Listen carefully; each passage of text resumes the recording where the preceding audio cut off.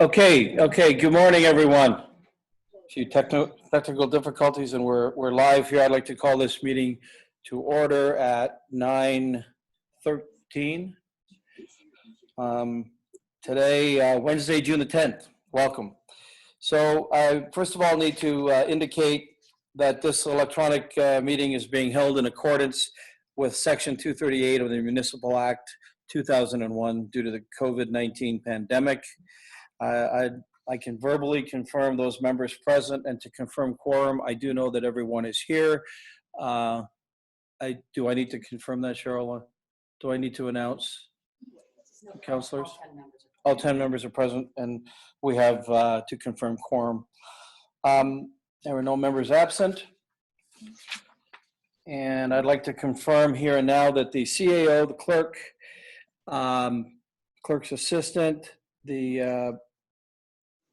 and senior management staff are present here, both online and in this room.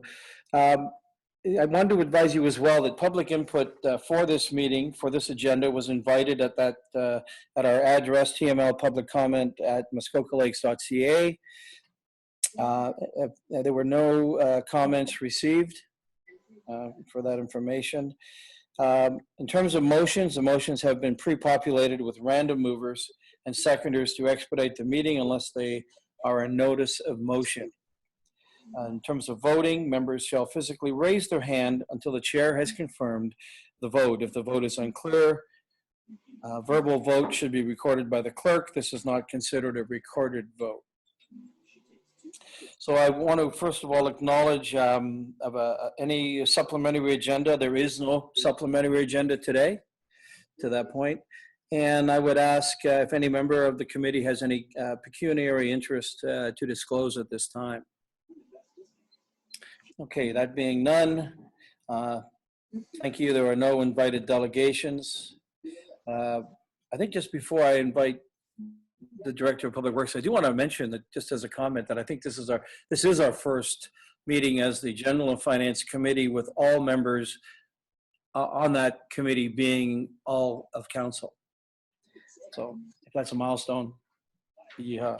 So there we go. I'm going to first of all introduce our Director of Public Works, Ken Becking, for a report on the Church Dock Road boat launch. And Ken Becking, please go ahead. Thank you, Mr. Chairman. Church Dock Road is in the Milford Bay area. It's located at the west end of Milford Bay. And it's one of 3 boat launches that serve the Milford Bay community. The other 2 are at the end of Butter and Egg Road and at Bay Cliff Park. A little bit of a history lesson. The docks and wharves at that location were originally the responsibility of the federal government. They were transferred to the township in 1997. At the time of transfer, there were 2 distinct launches that were transferred to township jurisdiction. Subsequent to the transfer, the township expanded the ramps at the location to 3, and that 1 was dedicated for recreational purposes, 1 for light commercial use, and 1 for full commercial use. Today, in addition to the 3 ramps that were approved by council, there is now a 4th, and this is causing some concerns with the surrounding residents.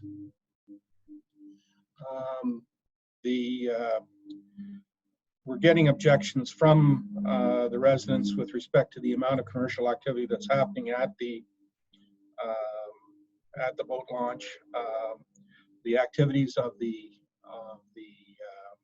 contractors are not consistent with the provisions of the bylaw, and there are concerns being raised with respect to trespass by the users of the boat launch on water lots that currently exist. From staff's observations, The commercial ramp is well utilized, but there is seldom, if ever, a queue of contractors waiting to use the boat launch. The activities, the contractors have taken upon themselves to utilize the parking area and the maneuvering area around the boat ramps for storage of equipment, storage of materials, parking of private vehicles and so forth, which are contrary to the provisions of the bylaw. The assertion that there's trespass occurring is, in staff's review, not reasonable. The water lots that are located there were created as a result of flooding of lands and represent the land that is privately owned between the original high water mark and the current high water mark. In order for trespass to take place, someone has to physically attach themselves to this land. That is not happening. The simple act of traversing or passing over top of the lands in question does not constitute trespass according to the law. So in summary,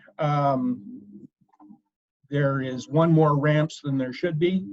The level of activity is in excess of what is envisaged in the current bylaw. As I say, the trespass issue is really a non-issue.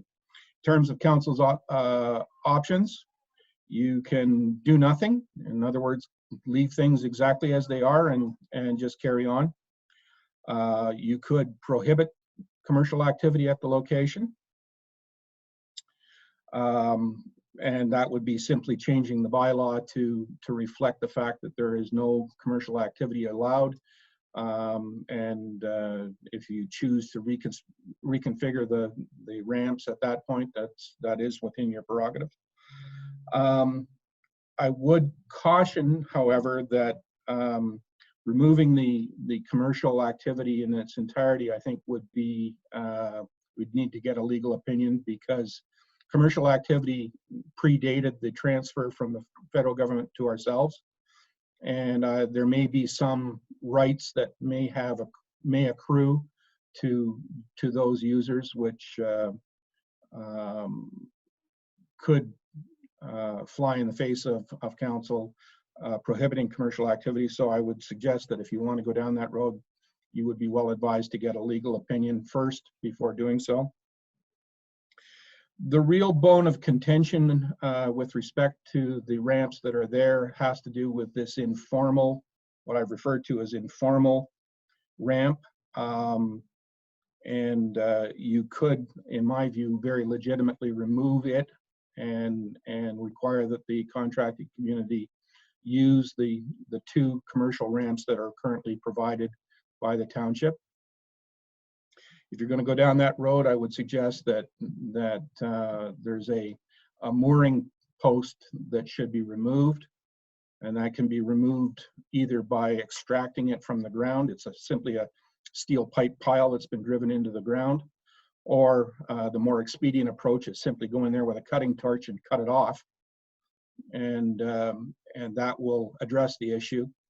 I would think that some obstacles in the form of nuggets, large boulders, etc., should be placed so as to make the area unsuitable for use.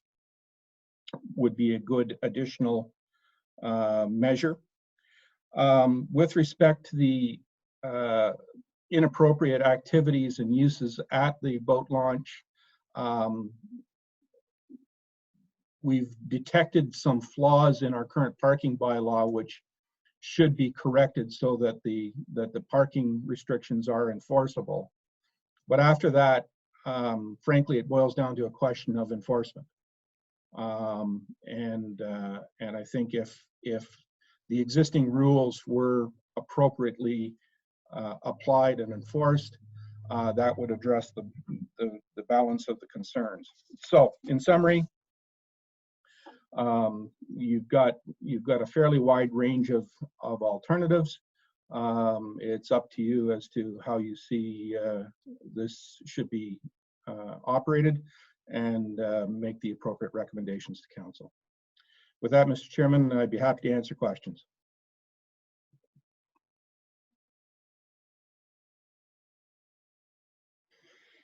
Okay, thank you. I wonder now if any comments, thoughts on this, any observations around the table from the committee in terms of the report? Yeah, I've got my hand up. Can I ask you a quick question? Please do. Go ahead. Do we have any sort of signage? I haven't used a municipal ramp for a couple of years. Do we have any signage posted that you're using it at your own risk, or exculpatory type language to make sure that if somebody's on a ramp and gets hurt or whatever, especially on a ramp that we didn't construct or didn't authorize for construction? That's just my question.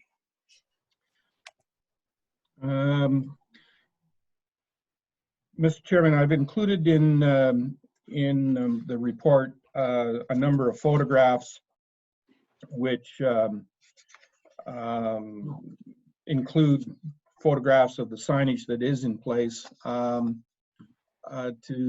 answer the councilor's questions, I don't believe that there are any disclaimers or waivers of responsibility.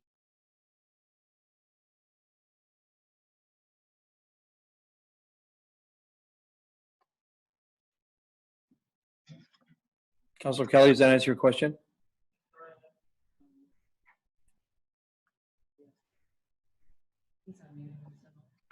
Sorry, I just can't unmute. There we go. Yeah, no, that answered my question. And I mean, the follow-up obviously is, would there be any value in putting something like that up? And arguably, there's minimal value anyhow. It's just that if we're not actually warning people of the risk or trying to somehow, avoid the responsibility for any kind of damage or any kind of injury that arises using those ramps. Good. Okay, thank you. Councilor Roberts, do you have a comment? You had your hand up. Yes, I have a comment. Thank you, Mr. Chair.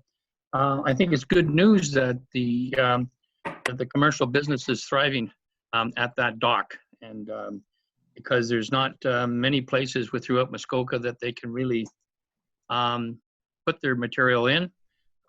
So I would be against of changing it to commercial. I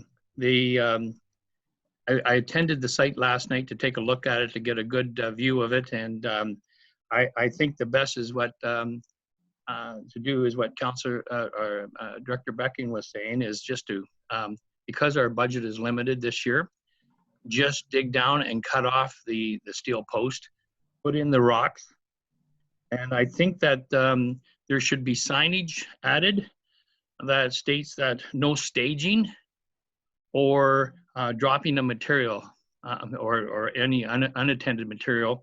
Last evening there was a large skid of bagged cement there, so I don't think that's the purpose of that area. So I think maybe the final thing is that we had a similar issue on Leonard Lake a few years ago, where a neighbor to the ramp had issues with trespassing, so the township installed a chain link fence right down the township property, and that seems to have solved the problem. Good, thank you, Councilor Roberts. Councilor Mazan, you had a comment? Yes, and through you, thank you. First of all, I wanted to thank Director Becking for his ongoing efforts on this particular area. It's been a bit of a long haul. I like the approach of actually protecting the township property and our assets, and the idea that somebody has inadvertently gone in and created a whole new landing on our property. I think it's important that we do send a message that we want to support all of our communities, we want to support our businesses, but let's just do it the right way. So I'm supportive of the recommendations of staff. I do want to, and I think it's building upon what Councillor Roberts was just asking, understand that is there different ways that we can reinforce the intended use of these launches to those who are using it, to try and reduce or stop the behaviors. It's intended as a launch. And I think one of the other things that's been a really big point of angst is there's been a lot of business conducted there. And it's not a very, well, first of all, it's not appropriate. And second of all, it's just not a very big space. So are there other ways for us to potentially get to those who are using the landing, just to reinforce the message on how it's supposed to be used? That's my question, I guess, to Director Becking.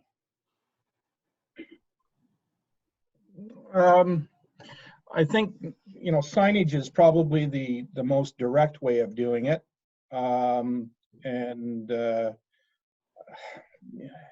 I suppose we could send out letters to the contracting community. I'd be hesitant to want to single out any one company, simply because, you know, I think we know who some of the prime users are, but I don't know that there's a lot of value to be gained by singling out one or two or however many. I think the more direct approach with signage is probably the best approach. Thank you. Before I call on Councillor Edwards, I just want to clarify, having not been to this location specifically and looked around there, are we as a township covered off for commercial and you know, and signage? Are we covered at that ramp from a commercial piece, or is it mainly just, you know, habits around you know, around a ramp?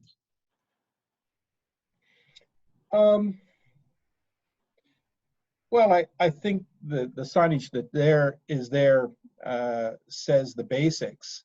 I'm not sure that it's complete or as fulsome as it might be. And certainly there is room for improvement. Okay, thank you. So I'll call on Councillor Edwards.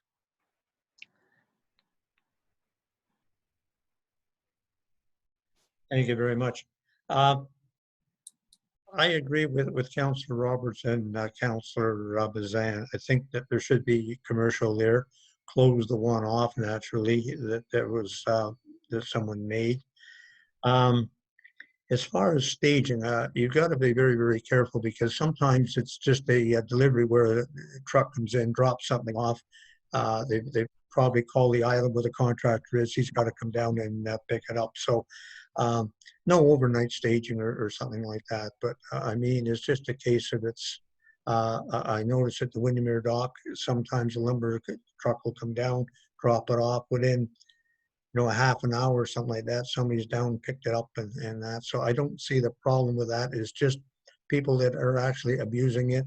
If they have the proper hours in there and the proper signage, I think is fine. But we can't put too much limits on the commercial, because it is needed. Good, thank you. Councillor Bazan again. Thank you, and through you, just to add to that comment, I think part of what's happened here is there is abuse happening that is beyond what would be normal staging.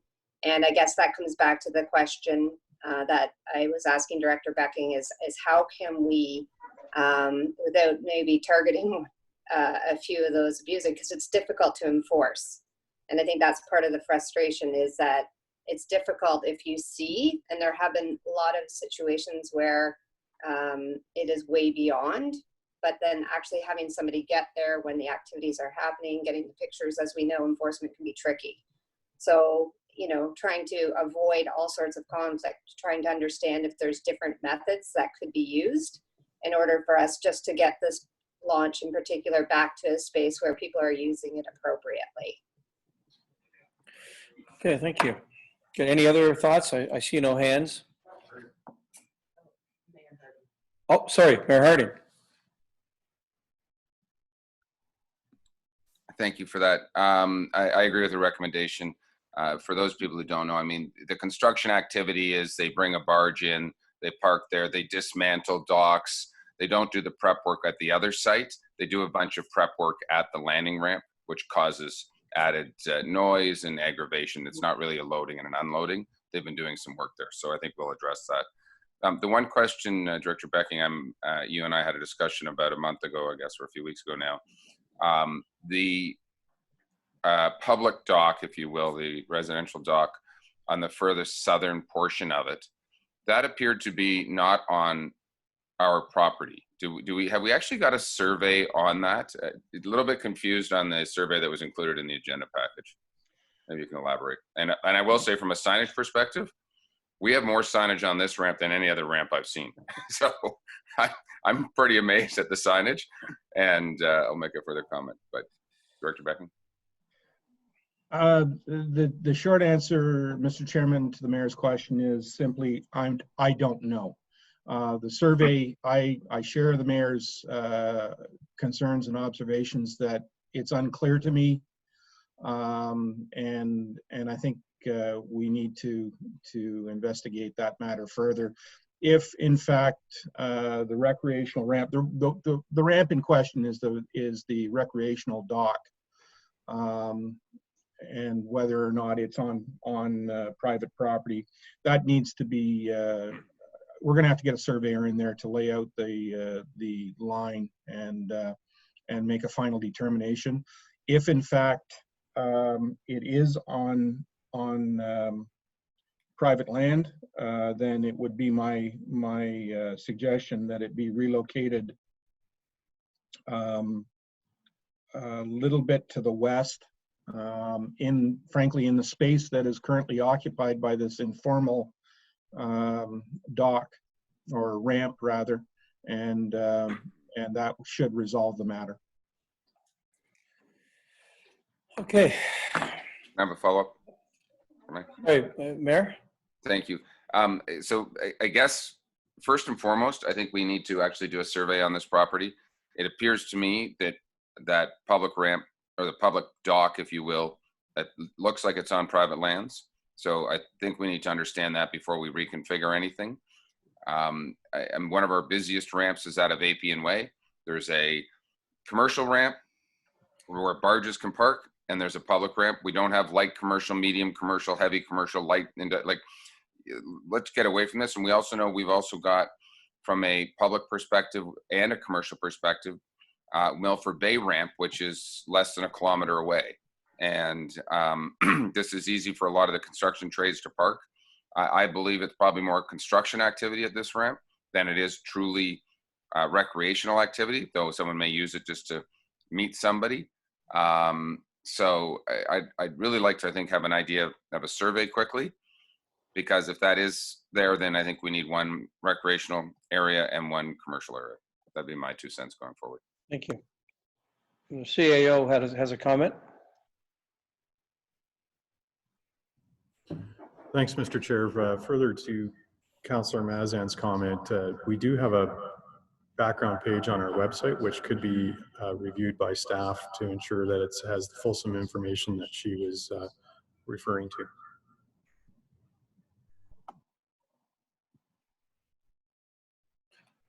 Okay, thank you.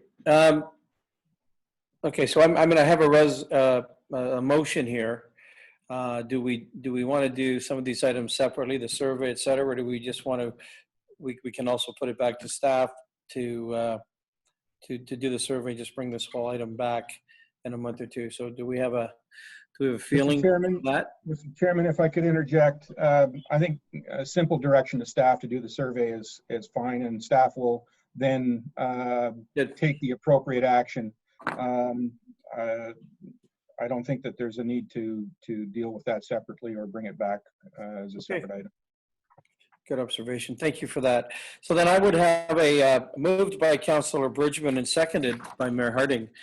Be it resolved that the General Finance Committee recommend to Council that the church boat launch area be redeveloped to reduce the available boat launch ramps to 3 as follows: a recreational ramp, a single limited use commercial ramp, and a single full service commercial ramp.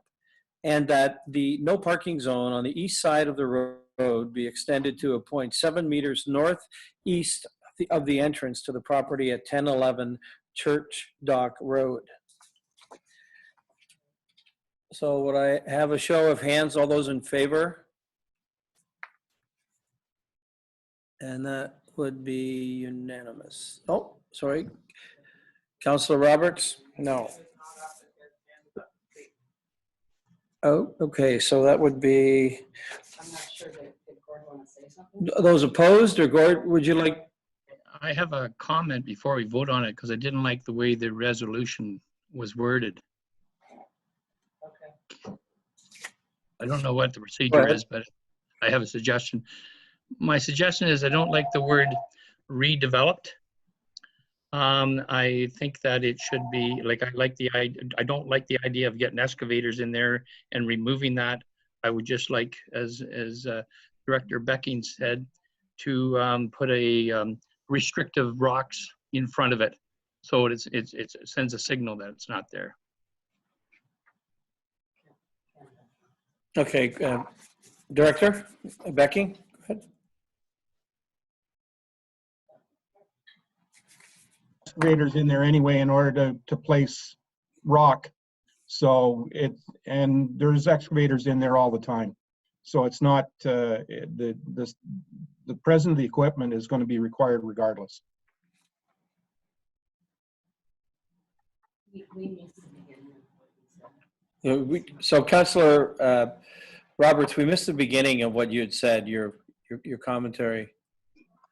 My commentary is I don't think we need to go through the expense of excavating anything. I think cutting off the pipe and putting 2 boulders in there would send a signal that that's closed. Sorry? So I can't hear you. Oh, sorry, we missed. So if you might, Director Becking, just to reinforce that comment from Councillor Roberts. It's clearly a mediation piece. I mean, to what extent do we remove that ramp? Do we, or just render it useless? We'll take care of it, Mr. Chairman. Okay, good. Listen, so Councillor Roberts, if you can be comfortable with that, or perhaps not, I've called the vote. Is another mayor has a comment? Just a comment, I think, to Councillor Roberts' perspective. I think Director Becking understands we're not removing the pipe out of the ground. He's going to cut off the pipe. Probably some boulders will be added and stuff like that. It's not really, I agree with your words, it's not really a redevelopment of the ramp. It's just a reconfiguration. Let's not get hung up on words. Director Becking knows where we want to go. We're going to get a survey and it may change again. Would you like us to reconfigure the motion, or can it stand as it is? Stand as it is? Good, It can stand as is, but I think I know what council or committee's intentions are, and we'll take care of it. Okay, so in terms of the vote, it was 9-1. 9, so it's okay, so it's unanimous. All those in favor, thank you. That's carried. Oh, okay, so if I might just ask you to raise your hands very quickly here to the screen, just to make sure that we've got everyone's buy-in there. Thank you very much. Thank you. Thank you. We'll move on. So item 5B, again, a report from Ken Becking, Director of Public Works, regarding Smith Beach. Thank you, Mr. Chairman. This today is all matters with respect to boat launches. There's a road allowance known as Smith Road. It goes to leads to Lake Muskoka in the Walker's Point area. There's a beach-like area at the end of the road, and has traditionally been used for recreational purposes. According to concerns that have been expressed to the township, the area has become popular with the commercial activities and the contracting community over the last 5 years. They have fashioned a ramp at the location and have used it on a fairly regular basis for loading and unloading of materials and equipment and so forth. The area has a sandy substrate with some exposed bedrock. It's quite steep and really is not used for commercial purposes.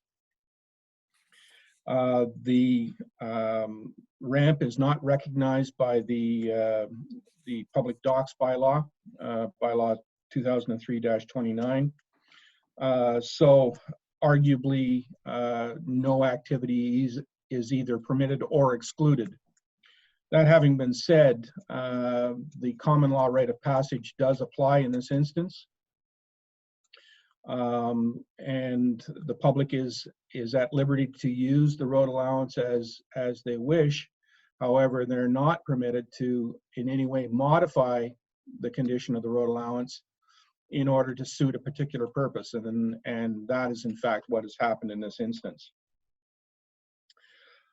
I would suggest to you that based on my observations, while the area is suitable for recreational purposes, it is not suitable for commercial purposes. The ramp is quite steep, and the only way you're going to get equipment and materials up and down the thing is through either four-wheel drive vehicles or tracked vehicles. With the sand substrate, it's degrading the character and the quality of the area. You know, from observation, the bay would appear to be quite shallow, and in fact, there is anecdotal evidence that confirms that fact, in that the barges and commercial vessels are not even able to get to shore. They get hung up on the bottom some distance away from shore. By contrast, recreational vessels are able to get in and get out with relative ease. So I would suggest that it really isn't a suitable location. If committee were so inclined, you could recommend you know, any options from one extreme to the other. Staff would suggest that it really is not suitable for commercial purposes. So our recommendation is to restrict it to recreational uses only. We would recommend that it be posted as such, and that there should be some discouragement of use through large nuggets be placed so as to make it unsuitable. If you want to make it legal, the option open to you would be to stop up close. That would require a survey and the passage of a bylaw. Not that I think it's any great painful exercise to do it, but I don't know that it's necessary.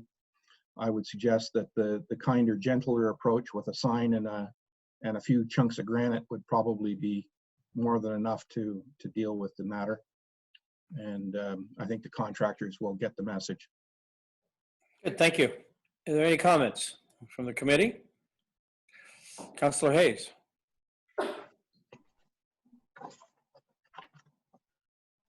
Yep. Director Becking has hit the nail right on the head. This is a beautiful little spot that has been used traditionally as a beach. It is called Smith's Beach. It is not called Smith's Landing. There is no dock there, so any vessels that come in just tie up to the neighbor's dock and use that as if it was theirs.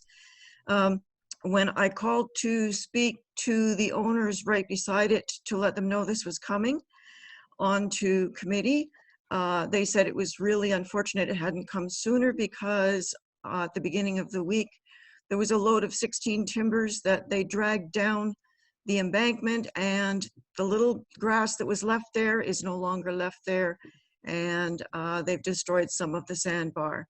So anything we can get to move this forward and rehabilitate it back into a beach and a public area for recreation would be greatly appreciated. Thank you. Good, thank you. Any other comments? I see no show of hands. Okay. Oh, Councillor Edwards. Go ahead, Councillor Edwards. I agree with Councillor Hayes. It should be just left as a beach. Put the stones and the signs there, and it's fine. I would support her. Good, thank you. Any other thoughts? Good. Well, I would read this. This motion confirming the mover and the seconder of the motion. That being moved by Councillor Edwards, seconded by Councillor Roberts. Whereas the original road allowance leading to water located in Part Lot 10, Concessions 1 and 2, in the former Township of Wood, Smith Road access, is not a recognized public access to Lake Muskoka in Bylaw 2003-29 Public Docks Bylaw. Now therefore be it resolved that the General Finance Committee recommends the council direct staff to post signage at the Smith Road access that has the effect of prohibiting commercial activity. All those in favor? See your hands, everyone. Barb? Sorry, Councillor Bridgman? She's locked out. She's frozen. But everybody else.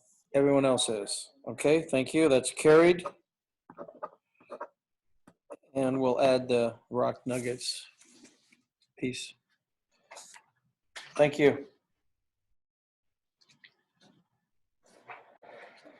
Okay, item 5C, again, a report from the Director of Public Works regarding a bylaw to delegate authority for the appointment of wharf managers. Director Becking? Chairman, Bylaw 2003-29 regulates the use of public boat docks and ramps, and it includes provisions for the appointment of wharf managers to manage several of our public accesses to water, specifically Beaumaris, Foots Bay, Maple Leaf Bay, and Windermere. According to the bylaw, the appointment of wharf managers is done on an annual basis and is done by resolution of council. The positions report to the bylaw enforcement officer, and the practice seems to have been that the same individuals are simply being reappointed on an annual basis. This is, quite frankly, an administrative process, and I question the value of having the appointments done by council and being done on an annual basis. I'm suggesting that the appointment process be treated as an administrative process and then be delegated to staff. I've proposed a policy which has been attached to the report, which lays out a process for the solicitation of interest every 3 years. So this matter will come up every 3 years, and council will have an ability to review the situation at least once during your term. We will consider qualifications and the capacity to carry on the function. And I would suggest that there also should be past performance used as a criteria in future appointments in those cases where it's a reappointment of an existing wharf manager.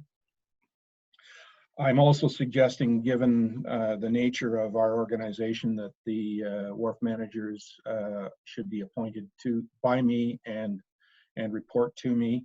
The policy provides for termination of appointment based on performance, given 30 days written notice, and that decision should be appealable to council should the proponent disagree. With that, Mr. Chairman, the draft bylaw is provided for your perusal, and I'd be happy to answer any questions. Thank you, Director. Okay, committee, any comments, thoughts? No? No input? No, I see no hands. Okay, so I'm going to read this motion moved by Councillor Hayes, seconded by Councillor Nishikawa. Be it resolved that the General and Finance Committee recommend to Council to receive the report dated June 10, 2020, entitled Delegation of Authority to Appoint Wharf Managers to the Director of Public Works, and that Council delegate the authority to appoint wharf managers to the Director of Public Works in accordance with the policy attached to the June 10, 2020 report. And further, that the draft bylaw attached to the June 10, 2020 report be passed by Council to amend bylaw 2003-29, being a bylaw to regulate the use of public docks and ramps and establish user fees to effect the change. All those in favor, show of hands. Good, and thank you, and that's unanimous. Barb's back. Thank you, that's it's carried. I'll call on Director Becking once again to tell us all about asset management. Thank you, Mr. Chairman. Madam Clerk, I don't know how we're going to manage this. Are you going to drive? Yeah, get that up on the.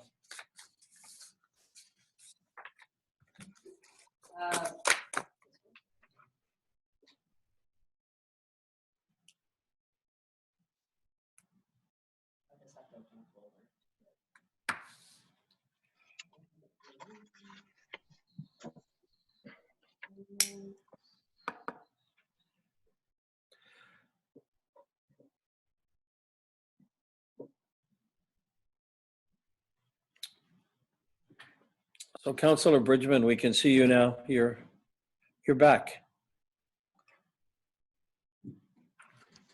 I am. I seem to have a much stabler internet connection. If I start popping out again, I'll come back on my phone. Great, thank you. It's Thank very you. hard on the phone, I have to tell you. Thank you. So,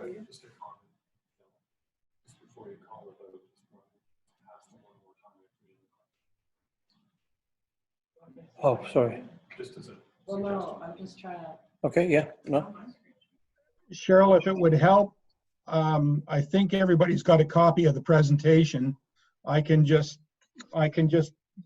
say I'm now on slide number 1, and everybody can follow along if that helps you out any. I just need to, just give us 1 second. Yeah, we'll just take a second. I think we can get this dialed in. I just can't get back to the regular screen. I don't know why. The Zoom screen.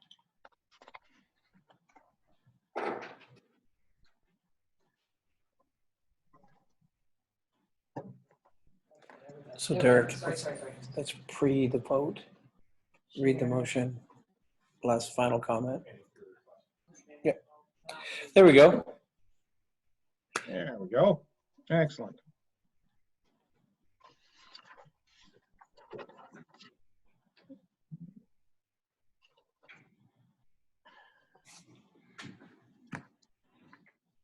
Can you see? The slideshow? Yeah, it's not on YouTube. Well, now it is, okay. I can see it. So, Ken. Okay. So Director Becking, I think you have the floor. Okay, thank you, Mr. Chairman. My presentation is in response to a number of matters that have been raised over the last,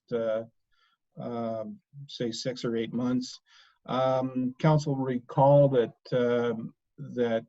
under Regulation 588.17, all municipalities in the province of Ontario are required to have complete asset management plans in a staged approach up to 2024, or by July of 2024. You'll recall also that we carried out a bit of an abbreviated infrastructure tour last fall. There was a lot of concerns and expressed during the budgetary process, which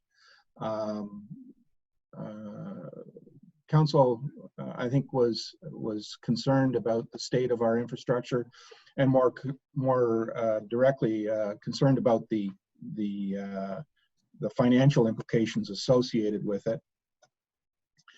And you know, I guess the first point to be made is that we're no different than any other municipality. We're all fighting with the same issues. We've got a taxpayer with a limited ability to pay, and we've got infrastructure that is in need of work. And how do we mesh those two almost diametrically opposed conditions and still maintain a level of service? So asset management is a process that can help to bring those extremes together and move us forward. Next slide, please. So I guess it always helps to start out with a definition of what it is that we're talking about, and there probably are as many definitions out there as there are people practicing it. Everybody's got their own. This one here has been developed by some colleagues of mine who are active practitioners, and really it boils down to how we manage our infrastructure in order to provide an acceptable level of service while minimizing risks and the cost to the taxpayer. The other key point to be made about asset management is that it's not just an engineering thing, it's not just a finance thing, it's not just a clerk thing, but it involves the expertise of across the organization, really. Because we all have a stake in and expertise in some aspect of it. The key principles are involved defining levels of service for each one of our assets, managing the impact of growth and development. It takes a bit of a rethink in terms of looking at not just what is it going to cost us today to do something, but rather taking a life cycle approach to managing the asset over its entire life. Risk management is very much part of the issue. Knowing what the risks are, what is our tolerance for risk, and then taking action that will mitigate or minimize that risk over the life of the installation. And of course, dollars and cents. We want to make sure that we have a solid long-term financial plan so that the money is in place. If I could put it in one sentence, it boils down to putting the right dollars into the right treatment at the right time in order to minimize our risk and our overall life cycle cost. Next slide, please. So, in summary then, the goals of asset management are to provide levels of service that meet the expectations of the users and quite frankly, our ultimate bosses, who are the residents. It's a risk management tool. It demonstrates a sustainable approach to dealing with the asset from cradle to grave. It ensures accountability and transparency. It's also a really good communication tool with the citizens and provides a mechanism and a vehicle by which we can engage them in the process. Next slide, please. So why do we do it? We're really striving to deal with or to address 4 issues. We want to maximize the value of the public investment that has been made in our infrastructure. We want to make sure that our infrastructure is aligned with our goals and objectives as an organization. You as the leaders and the representatives of the community are tasked with the responsibility of setting the overall direction and the priorities for the municipality. And you can think of the asset management plan is one of the tools at your disposal to operationalize those that direction. And it gives the community and you and the assurance that you're going to be able to fill the required purposes of the infrastructure over time. In a nutshell, what we're trying to do is put in place the tools for you so that you can make sound, rational decisions with respect to where the money goes and on what infrastructure. Next slide, please. We live in a bottom, lowest price world. Everything is being driven to the bottom.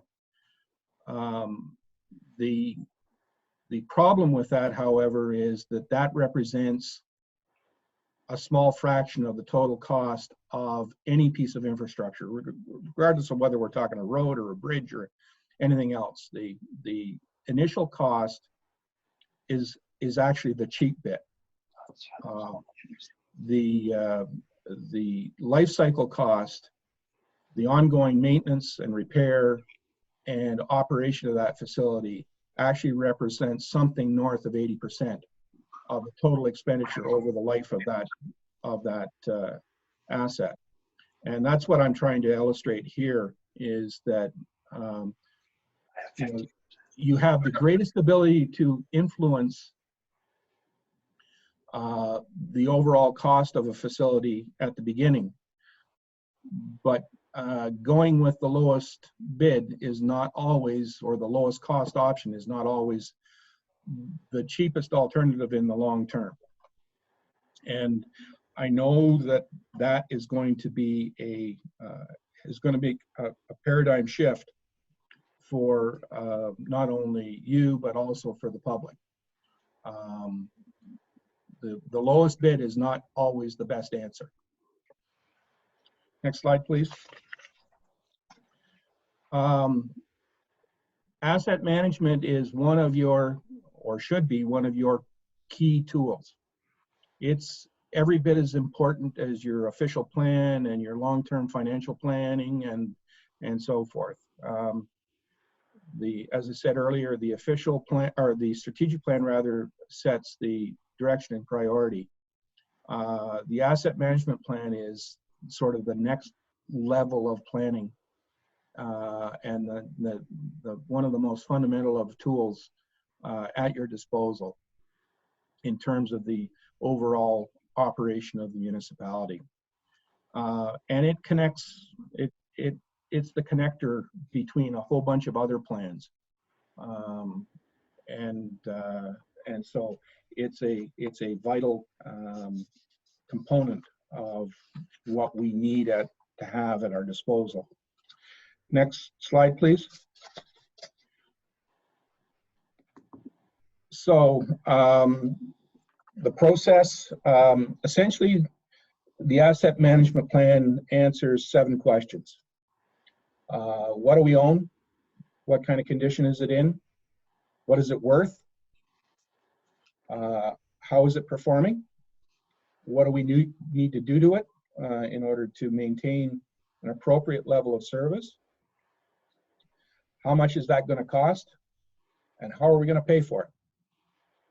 And the entire process has been designed to answer fundamentally those 7 questions. It's an iterative process. It's not a one-time only thing.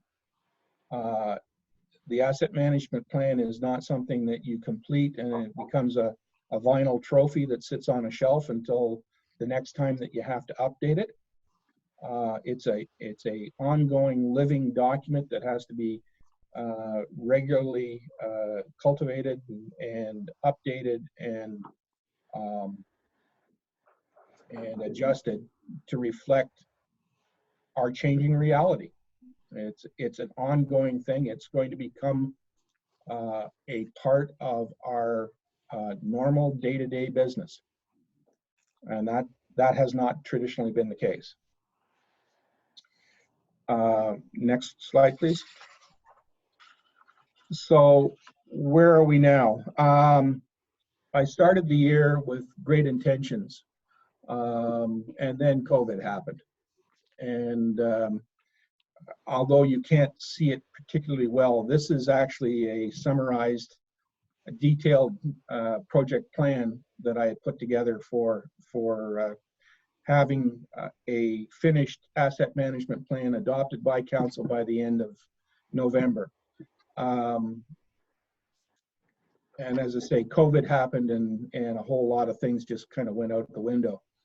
I still would suggest to you that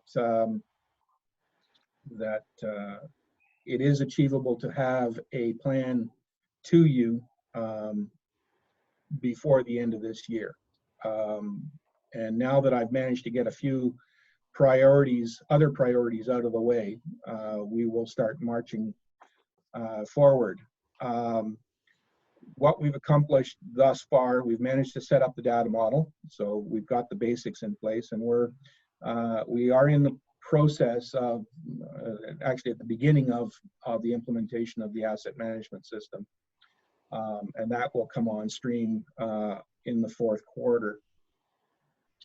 I'm proposing to start the state of local infrastructure analysis within the next couple of weeks.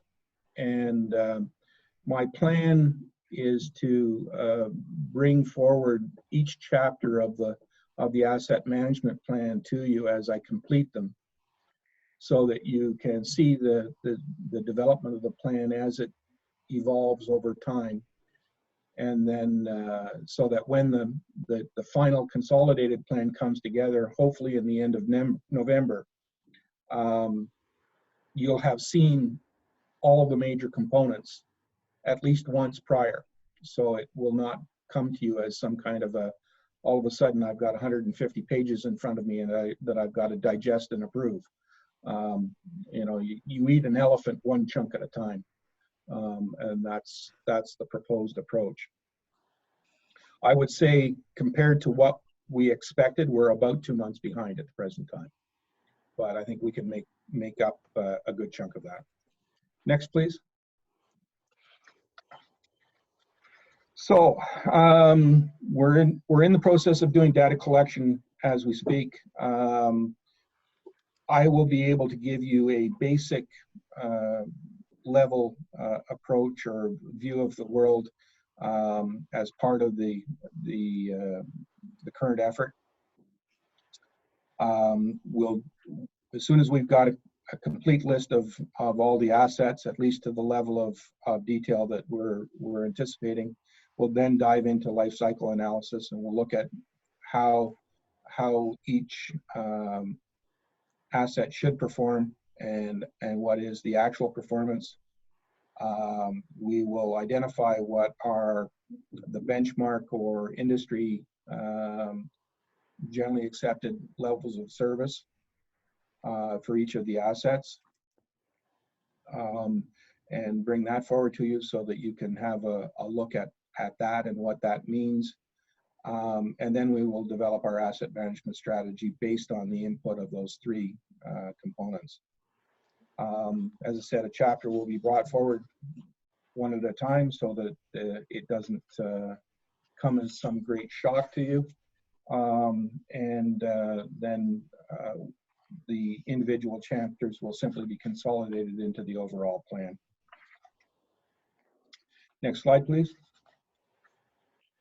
So when will we get there? The short answer to the question is that we have a mandated schedule that we have to achieve, and that's laid out. We have to have a basic plan by July 2021, and if my efforts are achieved, we should have that by October or November of this year. In 2023, we have to have an asset management plan that encompasses all of our assets, not just our core assets, by July 2023. I expect that we'll be able to have that goal achieved by the fall of 2022. And then a full, complete asset management plan, including complete financial analysis and level of service analysis, by July of 2024. And again, I think we should be able to achieve that by the fall of the preceding year. And then you should expect to have to start an update of the process in 2025. And that'll be somebody else's responsibility. That'll be the next director's responsibilities, because I will have walked off into the sunset by that point. So my goal is to simply get you to the end of the provincial requirements before I walk out the door.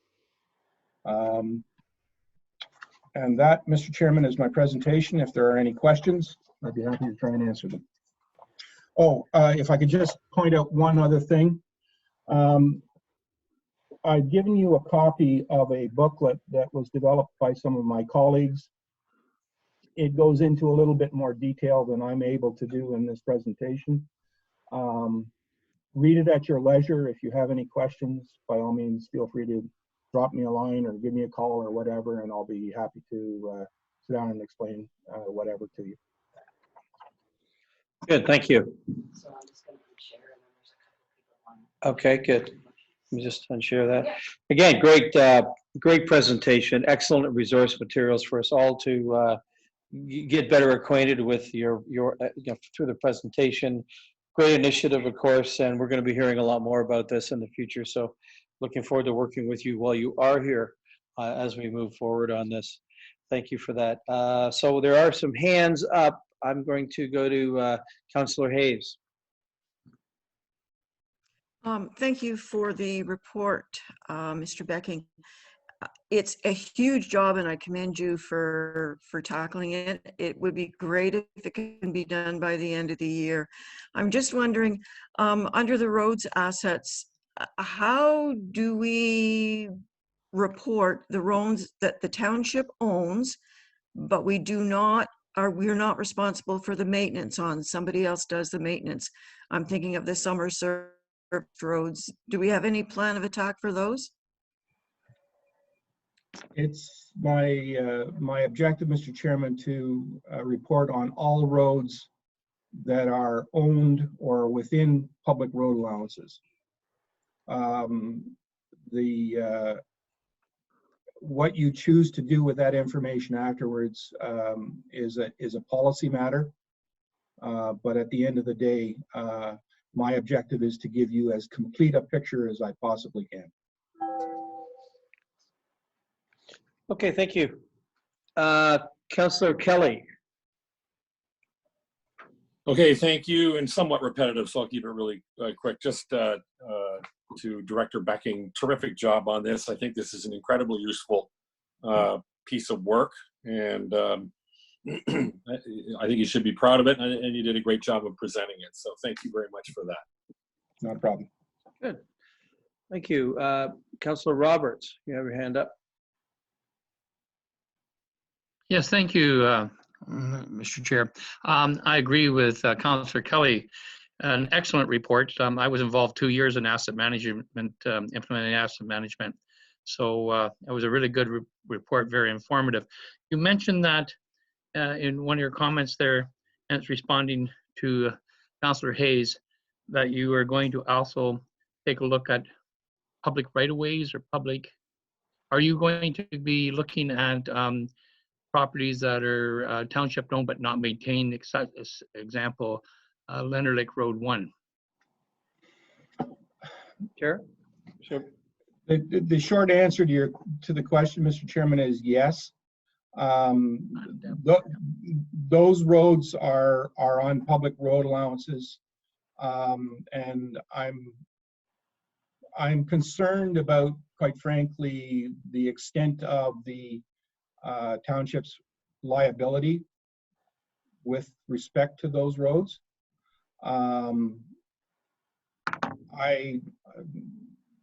The concept of a private road on a public road allowance is foreign to me, and I have some colleagues in the legal profession who share my concern.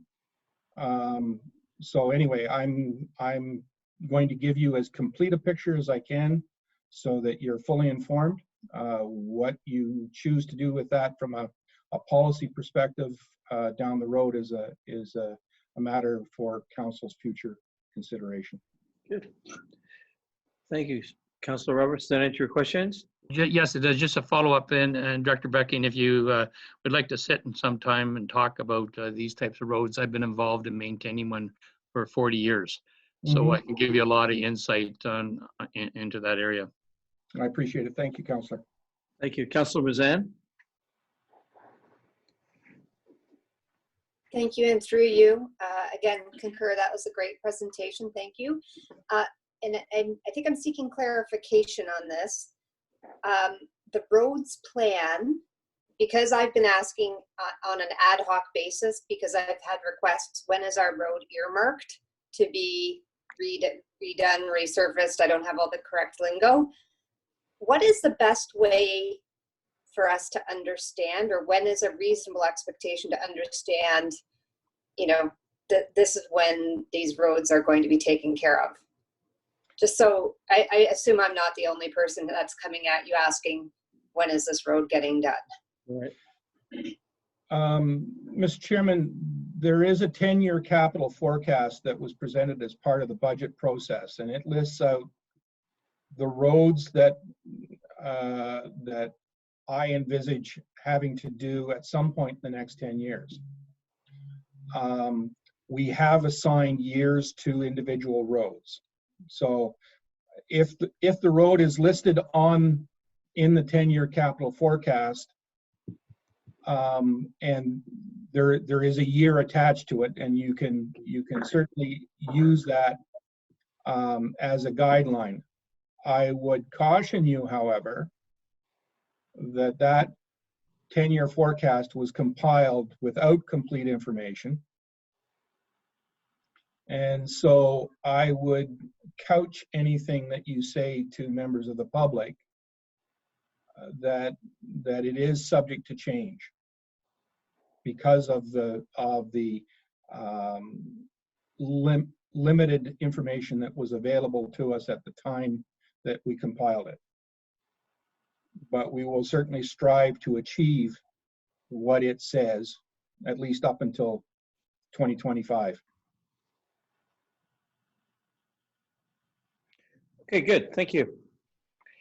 So again, great report. If there are no more comments, we'll, oh, sorry, Mayor Harding. Thank you, and thanks to Director Becking for this again. It is going to be a monumental task as we go forward, and truly trying to understand where we're at as we've watched our 10-year capital forecast escalate rapidly over the last 5 years, getting a little better handle. And then, you know, our job is obviously going to be the tough job. One thing to put it all on paper and say when it's going to be replaced, but the next thing is how do we pay for it, or what do we get rid of? And let me just set that table right now. So we may want to think long and hard about some of these assets as we move forward. Do we still need to maintain them, or what other assets do we have that we can potentially turn into cash to help pay for some of the other assets? So I'll leave it at that. Okay, thank you very much, Mayor. Okay, so in the continuation of the Ken Becking is going to talk to us now about the Port Sandfield Bridge Rehabilitation, and full report on night and total closures and Detour. Thank you, Mr. Chairman. I'll be honest with you, I had forgotten about that little item. I did circulate to you an email that I received from DM Wills, who is a consultant out of the Peterborough area that I am familiar with. They were giving me a heads up that they were undertaking on behalf of the district some repairs and rehabilitation of the Port Sandfield swing bridge this fall. I think the email is very detailed and hits all of the high points in terms of the information that you need to know. I simply wanted to bring it to your attention. And if there are any concerns, Mr. Chairman, that any member of council might have, if they could direct them to me in the form of an email or whatever, or give me a call, and I'll make sure that they get funneled back to the consultant so that the concerns of your concerns and the concerns of the community are appropriately addressed. Good, thank you. Councillor Hayes has a comment. Your hand's up. Yeah, I noticed that there are going to be nightly closures, which to me means nightly work. We do have a noise bylaw. Will they require exemption from the noise bylaw? And if so, how many homes are in the area that'll be affected? And that would be my only concern. Certainly, we can follow up with that, Mr. Chairman. Good, thank you. Okay, Councillor Nishikawa, and then the mayor. Sorry. Well, mostly it was the mayor that I wanted to hear from, because this type of information, generally when the district is involved, we get information from them.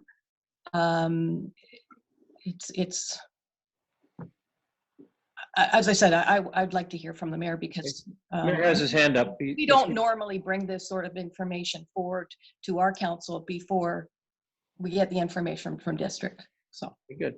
So I'll call on the mayor. Thank you for that. This has not come to my committee yet. And when it does, I mean, obviously these guys have got a request for tender at this particular point. I don't know if they've been, and Director Becky, maybe you can advise, have they been awarded this contract? This would have been our staff at the district's initial going in, some parameters about working. It will come to my committee, and trust me, any comments, I'm pretty sure that any of our councillors have here, well, certainly any comments from the council will be conveyed. And we typically look at different options. This may be on the surface, what we want to do. And if there was like 2 weeks of night closures in here, to me, that's excessive. And we may want to say, we're going to shut this whole thing down for 4 days, get in and get out. That may be another option. And I always explore those options where possible. Because this is a major artery. Also knowing the fact that if we get back into business, let me say, what does that look like through September and October when we're feeding the Marriott and everybody up Peninsula Road? You know, Councillor Jagowitz wants to come to Foodland, so we need to make sure, and Councillor Bridgman can come into town. And anyway, so this is the first I have seen of this potential closure, but it will be debated in depth at my committee, Public Works. Good, thank you. If there are no other comments, I am going to put a pause on the meeting for about 10 minutes, if I could. So if everyone could be back at 10:40 approximately, we'll get started again. Here, or two. Okay, good. Can everyone hear me? Show of hands. Okay, good. Listen, thank you for your patience. Sorry for that little bit of a delay. That was probably my fault. And my brand new Apple battery looks like it was going to not make it through the session. So some screwing around by our excellent staff until that was no one but me, I'm sure. Listen, I'd like to press on with our agenda. Everybody good? Everybody can hear? We're ready to go? Okay, good. So I guess the first thing would be, I would invite Terry Guthrie, our clerk's assistant. There's Terry right there. And Terry's going to talk to us about an application to purchase a portion of a township road allowance on registered plan 5, Bylaw O'Brien, roll 7-4-009, pages 76 and 77 in your agenda. Thank you. Terry? Good morning. Thank you, Chair. The application before you today is for the request to purchase a portion of township road allowance in the name of O'Brien. This portion of road allowance was created on a plan of subdivision in 1905 and has never been used. As per the policy, the immediate abutting property owners were contacted and offered the 33 feet, which immediately abuts their their property. No one expressed any interest or submitted any applications or concerns in this regard. The senior staff contacted the District of Muskoka. They advised that there is no water or sewer or any other public works infrastructure in the area, and they have no concerns of the disposition of this land as well. As such, senior staff are recommending approval of the application to sell this portion of unused road allowance to the O'Briens. If you have any questions, I can answer them for you.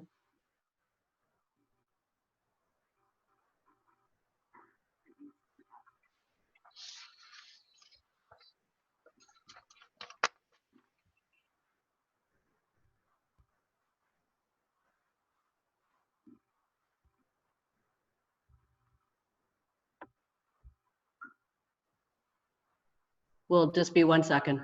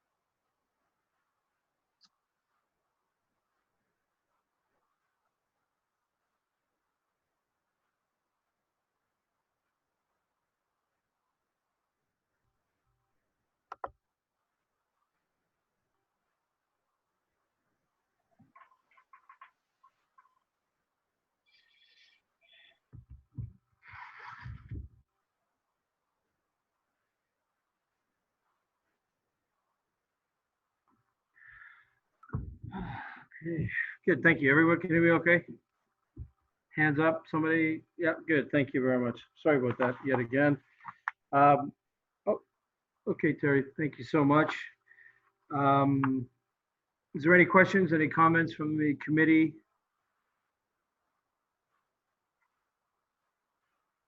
Councillor Jagowitz. Thank you, Mr. Chair. I do have a question. In the financial section of the report, it talks about a rate of 70 cents per square foot.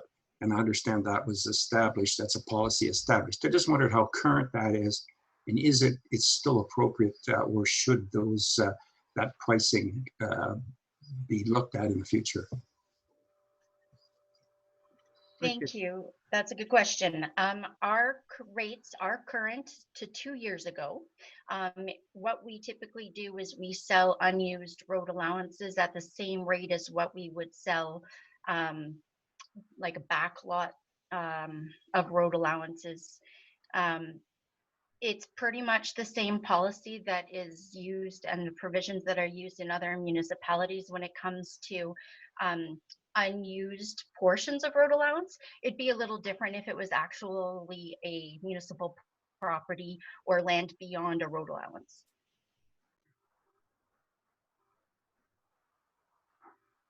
Okay, thank you. Councillor Edwards. Thank you. I think we should actually review that policy. I'm with Councillor Jagowitz and that it seems low at this time. But I think that'll be when we actually review. Thank you. Okay, thank you. I wonder if I might ask the CAO to review that, to have a look at this in terms of the pricing.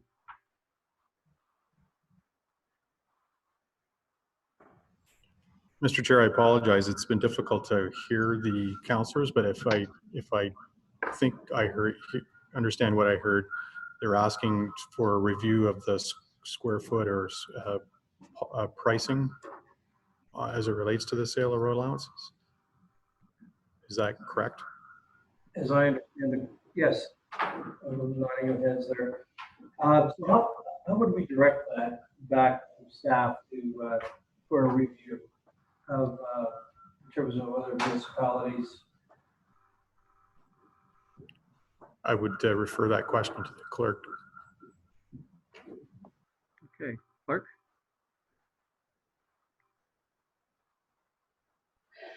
The policy will be reviewed in due course, along with all the other policies. It is subject to a fees and charges bylaw, and that will be reviewed hopefully in the near future when we have our new treasurer on board. Yeah, excellent. Does that satisfy the questions? Yes, thank you. Good, thank you very much. Okay, I'm going to moved by Councillor Mazan, seconded by Councillor Edwards. Be it resolved that the General and Finance Committee recommend to Council that the application to purchase a portion of Township Road Allowance, unnamed road on Plan 5 lying in Concession 7, Lot 33 Bala, submitted by Brendan and Kelly O'Brien, Roll 7-4-009, be approved in accordance with Township Council Policy C-LS-08. All those in favor? Show of hands, please. Good, that's you. Do we have? Okay, Barb's frozen and Barb's frozen. Yes, could everyone put their hand up, please? Again, a little technical. So, okay, so Barb's frozen. So we have 9 in favor. That's carried. Thank you.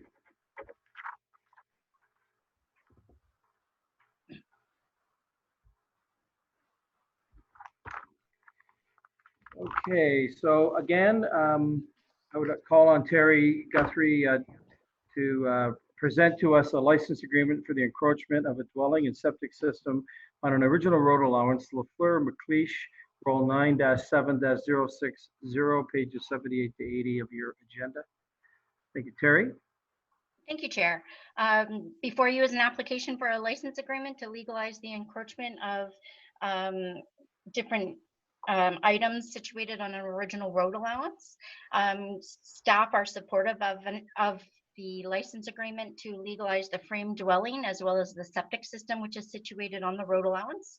A condition of the license agreement will be that the unsecured items that are on the road allowance, including the tarp shed, as well as the fencing, be removed from the road allowance.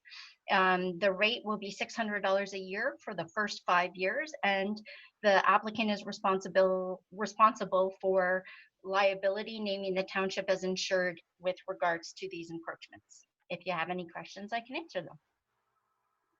Good, thank you, Terry. Committee, any comments, thoughts? Okay, good, thank you. Thank you all. I'm going to moved by Councillor Hayes, seconded by Councillor Roberts. Be it resolved that the General Finance Committee recommend to Council that the application for a license agreement to legalize encroachments situated on a portion of an original road allowance lying between concessions 8 and 9, Lot 6 Monk, submitted by Jean-Guy Lafleur and Amy Lafleish, roll 9-7-060, be approved in accordance with Township Council Policy C-LS-07, conditional upon the removal of the encroaching tarp shed and all fencing from the municipal land. All those in favor? Show of hands, please. Barb's in. Okay, good. Thank you. That's carried. Am I right? It's carried. All right.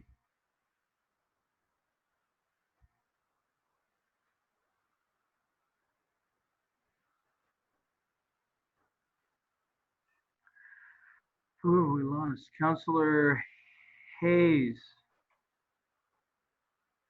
Where's Councillor Hayes? Mayor Harding voted. I did see that. So we've lost Councillor Hayes.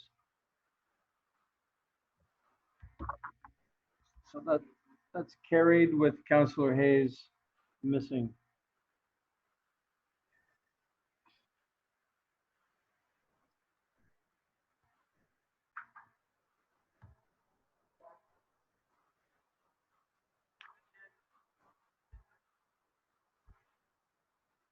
Okay. Okay, again, calling on our clerk's assistant, Terry Guthrie, regarding a license agreement for the encroachment of a dwelling on a township road leading to Bass Lake. Steel, roll 4-3-043, pages 81 to 84 on your agenda. Terry, your report. Thank you. Thank you, Chair. The application is for a license agreement in the name of Steele. Councillors may recall Mr. Steele attended committee in the fall and requested to purchase this land. He was directed to apply for a license agreement to legalize these encroachments. Senior staff are supportive of entering into a license agreement with Mr. Steele to legalize the two-story frame dwelling on a condition that the propane tank, doghouse, and garbage bin be removed from the road allowance. You'll also note that it's come to our attention that the abutting neighbor on the opposite side has encroachments. Senior staff have contacted and are working with this property owner as well. Again, the annual fee is $600 a year and liability insurance is required, naming the township as insured regarding the encroachments. If you have any questions, I can answer them for you. Good, thank you. Thank you, Terry, thanks again. Okay, committee, any thoughts, comments? Okay, Councillor Bridgman's there. Councillor Bridgman's here. Okay, committee. Janella is just waiting for Councillor Hayes to come back online. Let's see. There she is. Okay, welcome, Councillor Hayes. Okay, good. Okay, I'm going to read this. Moved by Councillor Ishikawa, seconded by Councillor Jaglowitz.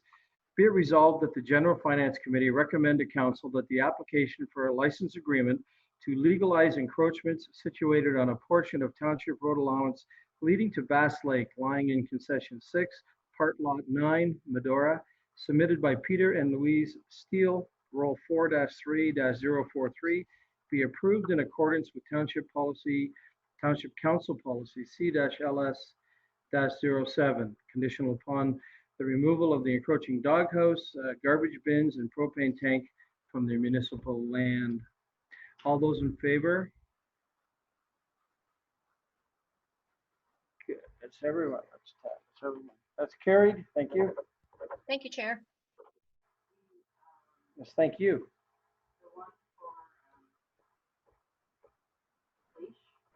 Yes.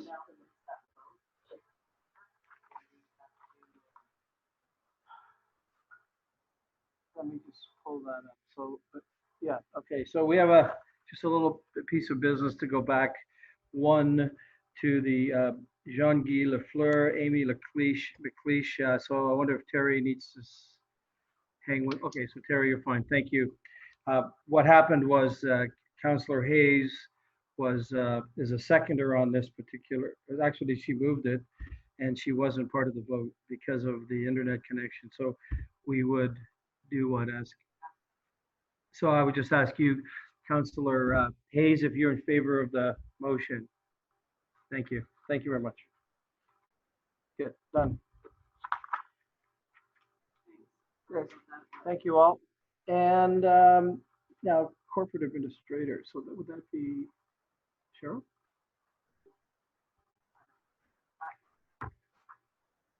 Okay, I'm going to call on our clerk to present this next report, this motion, support of City of Brantford Resolution Essential Workers Day. So, Cheryl.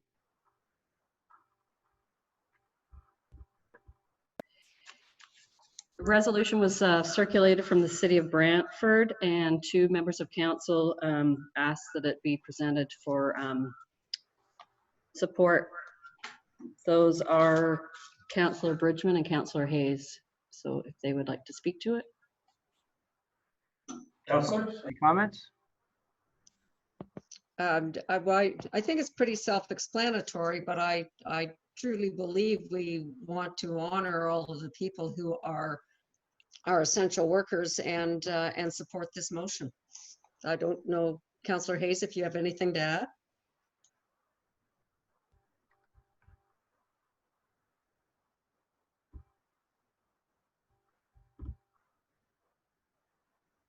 Okay, good, thank you.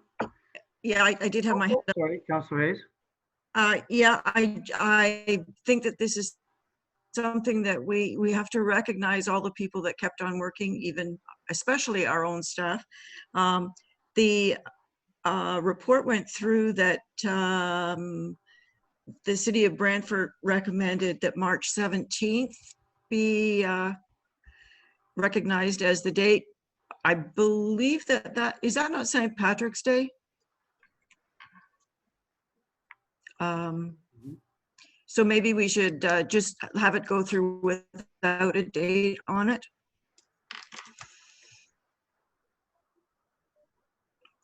Did you hear me okay? Okay, so the question is, should we read the motion without the date of March 17th indicative on the document because it's St. Patrick's Day? Or does that matter? Okay, yeah, so I would ask the group, the committee, what would you like to see a date change, leave the date out? That might be the easiest thing, simply to leave the date out at this time, show our support, but let them declare a date later. Councillor Bridgman? Just a suggestion, Chair, perhaps we set the date on the day that our Prime Minister basically put all our emergency measures in place and told everybody to come home. I think it was March the 13th or 14th. I'd have to look it up. But I think that's an appropriate date to start recognizing all of these people. Okay, Councillor Nishikawa. I don't think that our municipality should choose a date when other municipalities may be choosing a different date. I would leave it blank at this time, as what that date would be. It isn't clear to me that what other municipalities are doing. Okay, I think can that be a sort of a general consensus? So Mayor, go ahead, Mayor Hardy. Thank you. I think the resolution is appropriate. As I would see the recommendation that we recommend to council to support the passing of the resolution by City of Brantford. They're the lead on this. They put it forward. If another date gets chosen by the province, then another date gets chosen by the province. Our little municipality is not going to affect the change, and we certainly don't want a different change. If the province declares a provincial-wide day for essential workers, they'll figure out that date, and we're just saying we're in support of it. I don't think we need to change anything with the resolution. Okay, good. I have Councillor Roberts has a comment.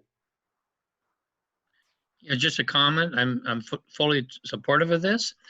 Just that I've seen some great signage around the district thanking COVID essential workers, and I think on that day, whatever that date is, we should have those signs put back in for that one day, so that we recognize them rather than just having a day that no one knows exists. So you're talking recognition piece. Good. Okay, other thoughts? I don't see any hands up. Okay, good. So committee, I'm going to read this. Moved by Councillor Bridgman, seconded by Councillor Hayes. Be it resolved that the General Finance Committee recommend to Council that the Township of Muskoka Lake support the resolution passed by the Council of the City of Brantford on May 26, 2020, with respect to Essential Workers Day. And further, that MP Scott Aitchison, Parry Sound Muskoka, and MPP Norm Miller, Parry Sound Muskoka, be provided a copy of this resolution and be requested that the Government of Canada and the Government of Ontario formally declare March 17th to be Essential Workers Day. So all those in favor, show of hands, please. That's unanimous. Thank you very much. That's carried.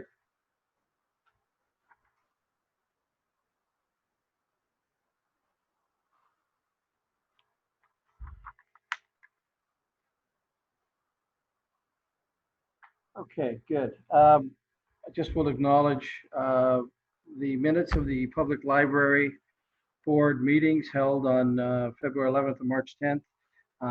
Councillor Hayes, I would call on you to highlight those minutes as an information item for the committee.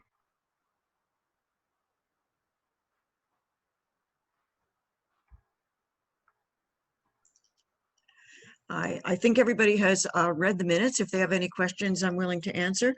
Just to let you know, I'd like to thank everyone who participated in the stakeholder survey. We had 8 out of 10 councillors actually reply, and we'd like to thank all those that did. It gave us some great insight into going forward with library services. So if you have any questions, Barb and I are here. If not, Okay, good. Thank you. Okay, any thoughts on that? Any questions? Good. We're receiving that as information, so thank you for that, Councillor Hayes. Our next item, 8A, which is a report from our Communications and Economic Development Specialist, Corey Moore, as it relates to COVID-19 Community Relief Fund. Corey? Thank you, Chair. Good morning, everyone. Today's report identifies the potential to establish a specific township COVID-19 Community Relief Fund for the broader Muskoka Lakes community. To address the economic and social impacts due to COVID-19, various levels of government have provided financial programs for assistance. Despite these programs, there are still many needs within communities.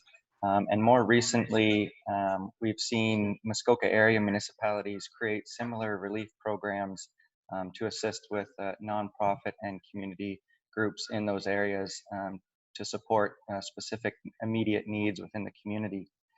During the 2020 budget deliberations, Council discussed the possibility of repurposing the funding from the Grants to Organizations program to create a COVID-19 Community Relief Fund.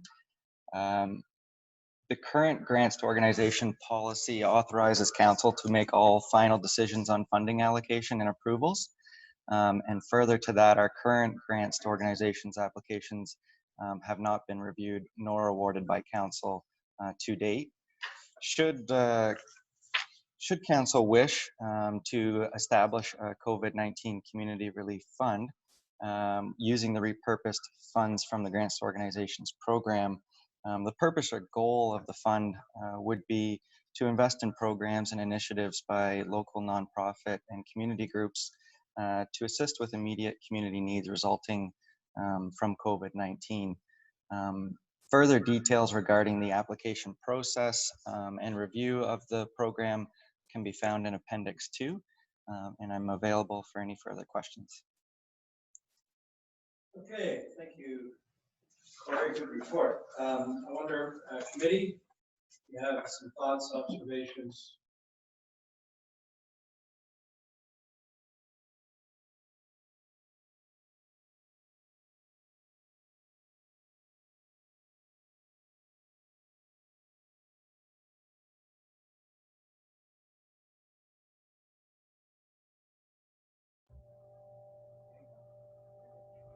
Okay, sorry, I'm sorry, apologize. Corey, good report, thank you. So I would ask committee for your comments. Councillor Jaglowitz. Thank you, Mr. Chair. I'm a bit confused on this. I don't understand how these funds would be used. There are many programs already in place. The report indicates that it can't be used to give forgivable amounts to businesses. I'm just confused as how these funds would actually be used and whether it's appropriate for us to do so. Good, thank you. I'm going to call on Corey. Perhaps you could shed more light on that answer for Councillor Jaglowitz, please.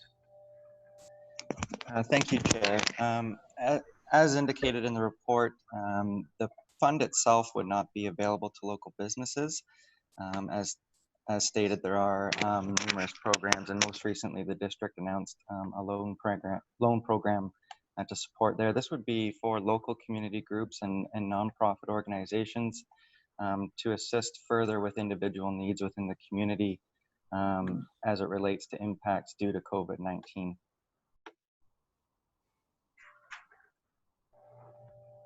Okay, thank you. There's some hands up. Councillor Hayes. Comment? The way that it is presented, you can get a grant up to $5,000. That means that 8 potential nonprofits could wipe out our entire fund. Would this, I agree a committee should be set up, but would it not be better to look at ongoing costs like purchasing masks, purchasing sanitizers for anyone that wants to open? I know we have something on the docket tomorrow that is going to be a cost to our businesses. We're looking at reducing that, but shouldn't something like that included in our COVID grants? So rather than it be big amounts to 8 people, be as much as we can get out to everybody else to offset the ongoing cost directly attributed to COVID. Right. Okay. I'd call on Councillor Kelly, and then Mayor Harding. Okay, thank you very much. I think I'm unmuted, yes. Just a couple of observations. First of all, to reiterate what Corey said, the money is not to be made in the form of a grant or a loan or otherwise to individual businesses. I frankly don't believe, I don't believe we have any business doing that. I don't think we have the expertise or the knowledge to pick winners and to make loans and make grants and to have any hope of seeing them used productively. So take that right off the table. I'm a little concerned about, similarly, about trying to identify the right place to put them in the community. I think that a discussion needs to be had about whether the funds, if we're going to approve them at all, might best be used to promote shop local, to promote local retail business activity, to encourage people into town, to help with signage or parking or some way to drive business that doesn't identify or call out specific groups or specific business entities. Something that's sort of sprinkled more universally across all of the economic opportunity throughout the township. That's it for me. Thank you. Mayor Harding. Thank you. I understand Councillor Hayes' question. I guess we can chime in on that a little bit more. I guess my one question is, this is still truly a grants to community organizations. Are we precluding and saying there's no more grants? I mean, we earmarked this money, but are we taking away for when the curling club says we want a $2,000 grant, or when Communities in Bloom or something else? My original thought is, again, that we are allowing and expanding, if you will, that $40,000 earmarked, including grants and operations, but to also include COVID relief for certain related people specifically. Again, we can't give it to businesses. I get that. But I just want to make sure we're not totally saying we're not giving any money to the community who needs that money too, because nobody may take us up on this at all. I don't know who's going to take us up on it. I don't know how we want to deal with that. Maybe Corey or somebody wants to answer. Okay. Councillor Nishikawa has a comment. Go ahead, Councillor Nishikawa. Thank you. I'm just reminded that this money was originally earmarked to go out to community grants. I believe that there is a need for other funds for businesses, because I will tell you that I know a number of businesses in throughout the township that will not be able to apply for any of the relief funds so far, they are that small, and other challenges. So getting back to the community grants, I believe that groups, for instance, like the food bank, we have other groups that will come forward that are actually already helping other individuals. Once they know that the monies are available, they can apply. And maybe they don't take it up. I think that we will see people take it up because, as I said, there's lots going on out there that we are not necessarily fully involved in or aware of. But this opportunity will allow people to get relief from already their ongoing expenses. Thank you. Before I give Corey back the floor, just for clarification, I do believe personally, as I read it, that this is the funding allocation for the 2020 grants to organizations program. This is that program, and it's going to be allocated, dedicated to, the proposal is to dedicate it to COVID for this particular year. So I'm going to give Corey back the floor. Perhaps he could provide rationale, further rationale at least. Thank you, Chair. And yes, just to follow on your comments, the proposal in the report today would be to establish a new specific COVID relief fund with that funding allocation. Included in that is some different procedures from our current grants to organizations program, including the review process, just to ensure that we can kind of get this money out to the community as fast as possible when needed. If we'd like to evaluate possibly an extension of our current grants to organizations program and criteria, we could receive that direction should the committee wish to move forward with that. Okay, thank you. Ask the CAO to comment, provide a comment. Thanks, Mr. Chair. I just want to follow up on a couple of the comments. So with respect to Councillor Hayes' comments about eight portions of $5,000 each, I think we don't know what we're going to receive in terms of applications through the program. That's the purpose of the evaluation committee, is to look at the amounts. There could be lesser amounts, there could be some that are more, and I think that committee will need to evaluate the applications on their individual merits.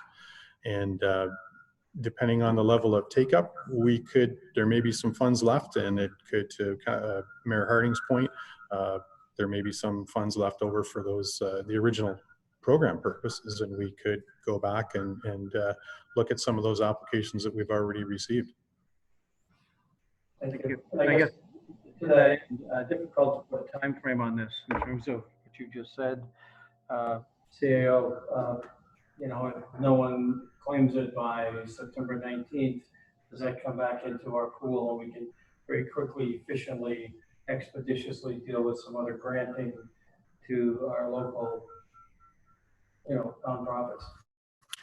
Excellent point, Mr. Chair. I think so far during the pandemic, we've seen circumstances change very quickly in terms of, you know, we were closed for a period of time. Now the province is slowly reopening things. I think we do have immediate needs. I think my recommendation would be, let's launch the program, see what we get. If we need to make adjustments as we go along, we can do that. Good, thank you. Councilor Bazan.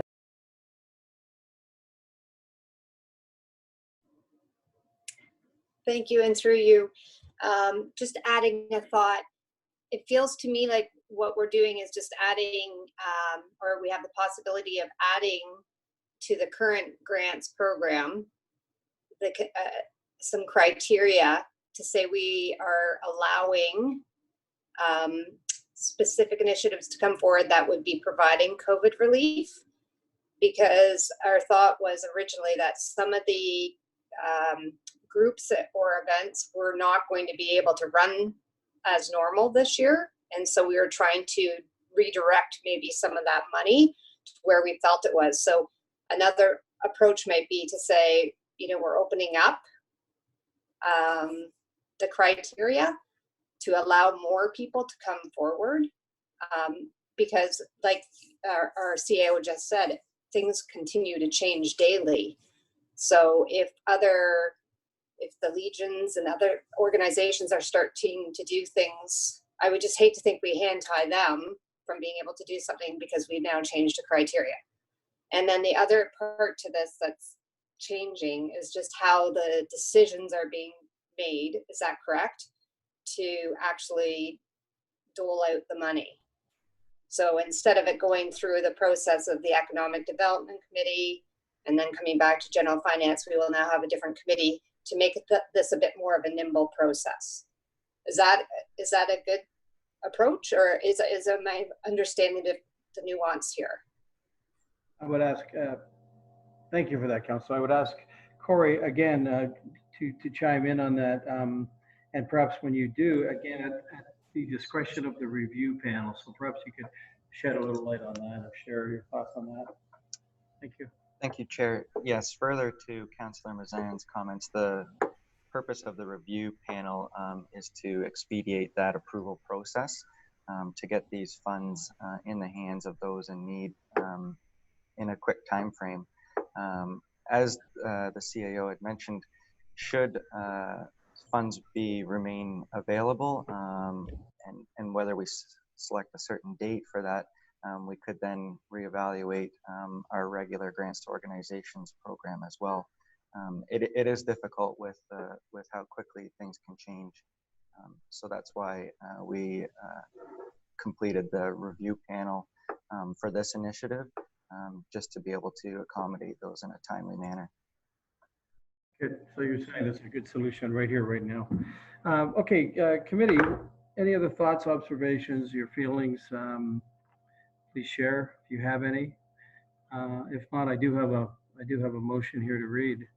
If I'll go ahead and do that. Moved by Mayor Harding, seconded by Councillor Nishikawa. Be it resolved that the General Finance Committee recommend to Township Council that a COVID-19 Community Relief Fund in the amount of $40,000 be established, and that the COVID-19 Community Relief Fund be funded through the funding allocation to the 2020 Grants to Organizations program, and further that the final grant approvals to be at the discretion of the review panel as highlighted in the report titled COVID-19 Community Fund dated June 10, 2020. Mayor Harding? Thank you. The only thing, I don't know if you even need it in the resolution right now, but I would like to suggest that we launch this program, which is great, but in the next 60 days, depending on uptake, whatever, that we could reallocate those funds and ensure that they are used for community projects at the same time. So we can do that, just a direction to staff and the community that, you know, by mid-August, if nothing's got any uptake right now, then we can use those funds accordingly. Okay, good, thank you. Are there any other thoughts on that or any other comments on that from anyone else? Councilor Bridgman. I agree with Mayor Harding's take and actually our CAO.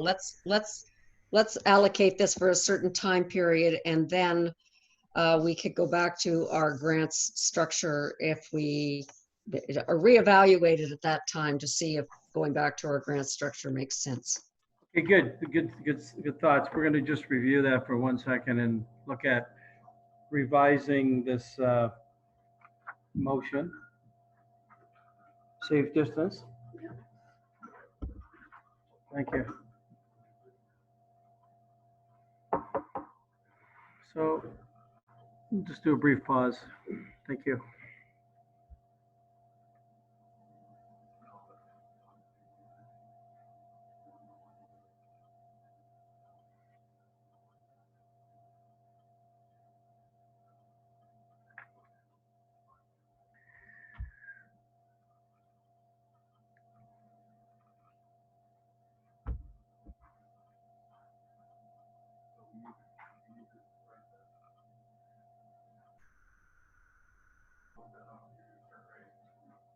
Is that a 60-day?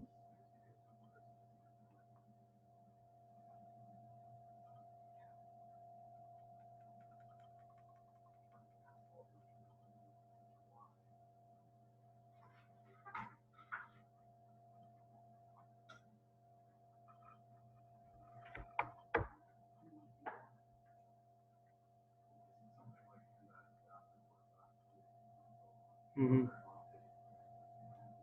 In 2 cycles.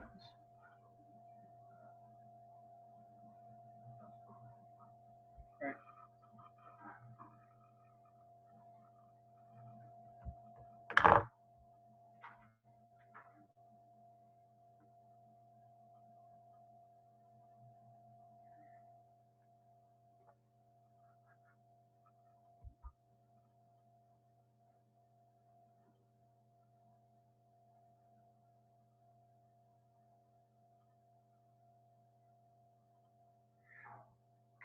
could I go on to unfinished? No. Yeah, where have we got it?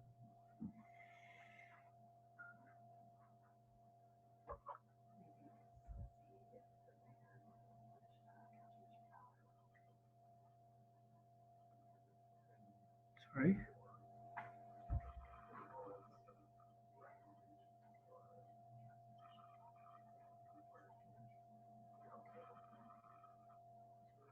Okay. So we will be amending the resolution slightly. Hopefully the mover and the seconder are okay with that. So it was the mayor and Councillor Nishikawa. I'll read this in a moment.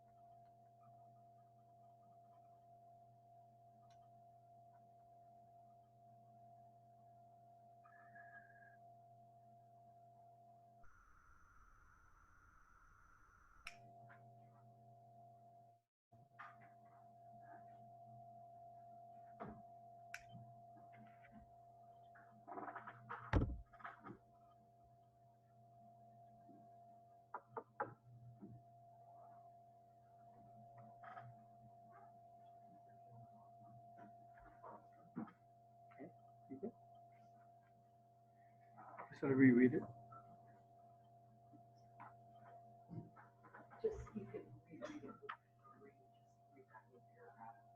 Okay, so I'm gonna reread this just for clarity.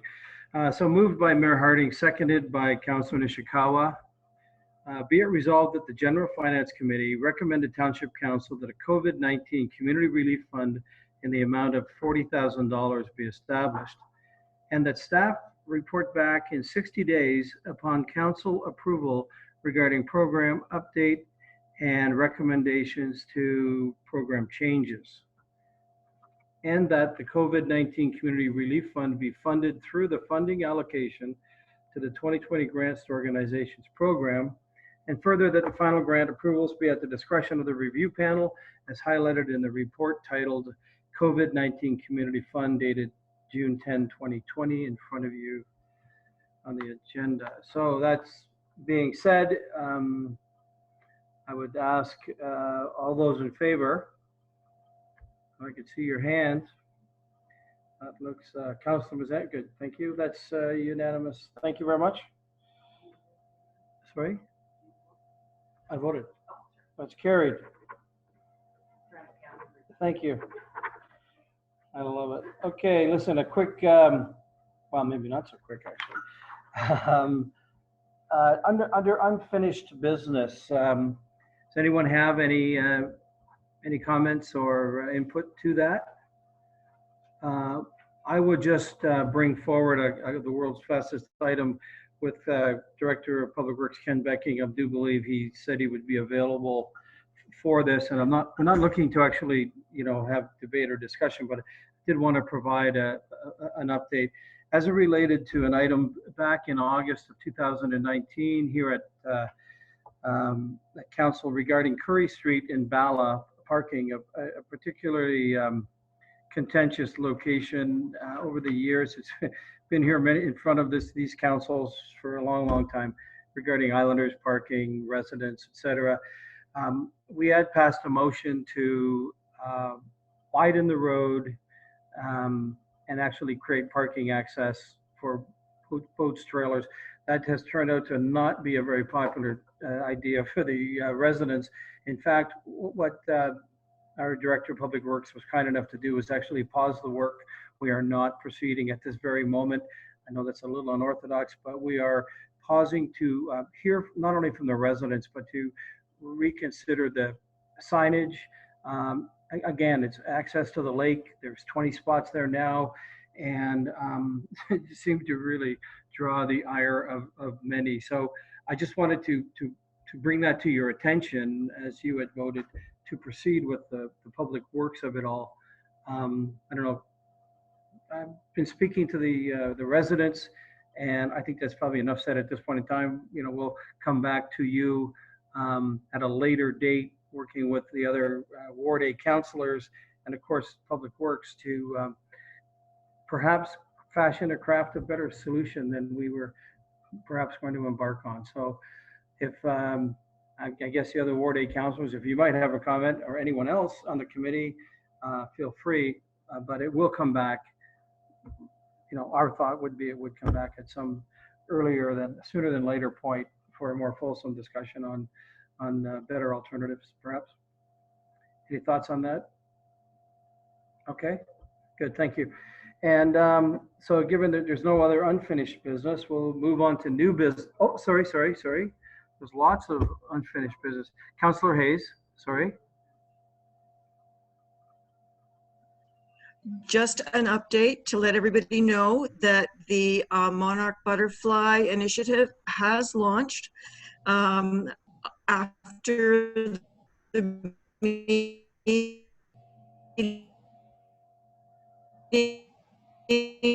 I'll send each of you the name of the contact person and how to get your green tape. And please, if anyone's the milkweed for the butterflies, use green tape because the red and spray it. So green tape, and I'll get in touch with all the councillors afterwards. Thank you.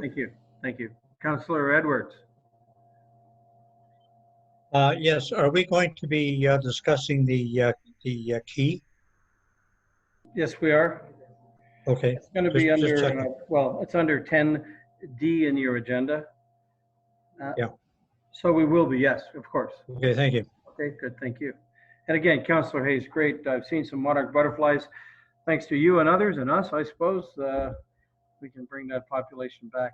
So item 10A, District Municipality of Muskoka updates. I would call on Councillor Edwards to give us a district report. Very easy. We did not have a meeting, so there's nothing to report at this time. Thank you. Check that off. So Councillor Jaglowitz, the same scenario, or? Thank you, Mr. Chair. No, actually, we did meet. Good. The Finance and Corporate Services Committee met on Wednesday, May 13th.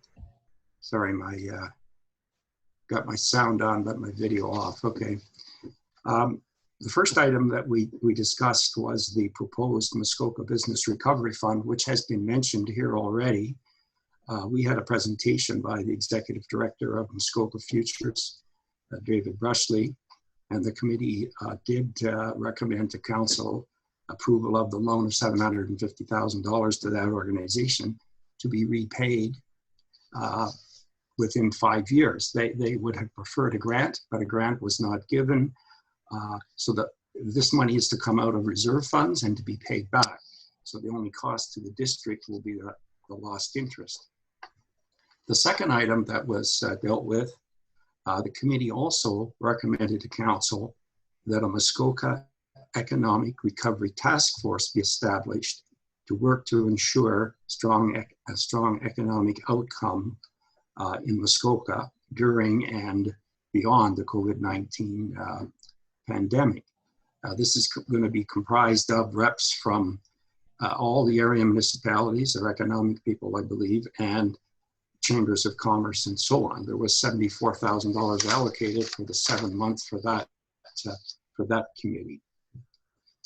The committee also got an update that all of the reserve funds for the district will be invested on July 1st with the Prudent Investor Program. The last item that was dealt with at that meeting was a financial update on the cost of COVID-19. And the report indicated that the district will be short about $340,000 and that they are making a request to the province to be reimbursed for that. And I think it's something I assume our municipality is also considering doing the same thing. I think AMO will have some information on that program. I also attended a meeting of the Municipal Modernization Committee on May 28th, but the mayor is the official rep there, and I assume he'll report on that. If he doesn't, there were 3 things coming out of it. If he doesn't report on it, I'm happy to provide information. Thank you. That's my report. Good, thank you. Thank you for representing us there at those meetings. So I'm going to ask Councillor Nishikawa now for her district report. Health services are not meeting because they're really, really busy, and you see the reports on a weekly, daily basis. Okay, thank you. And finally, the mayor, district report, sir. Not doing a lot in public works, a lot of delegated authority going on. The only thing since our last update, we have put back in the summer bins. Obviously, many people are aware, some have not been put back in. One of the most contentious ones is Parker's Marina, but that's because the owner of the property won't let us put a bin on their site. We are working on some mitigation measures. I've got a meeting, let's say, Wednesday, tomorrow afternoon, regarding this and trying to get some more information from the district on that. I'm actually interested in Councillor Jagowitz's perspective on the Modernization Committee, because I actually didn't find a lot of direction came out of it. I think we talked around in circles a lot on it. And I'm a little bit fearful we're going to continue to talk around circles. You know, we're basically trying to find out some council sizes, what's appropriate. The one resolution that was definite and has been done before is that a seasonal resident is a full resident. No matter how you slice the numbers, let me just say that when you get down to 20 people, it's rounding errors and there's not going to be any material change.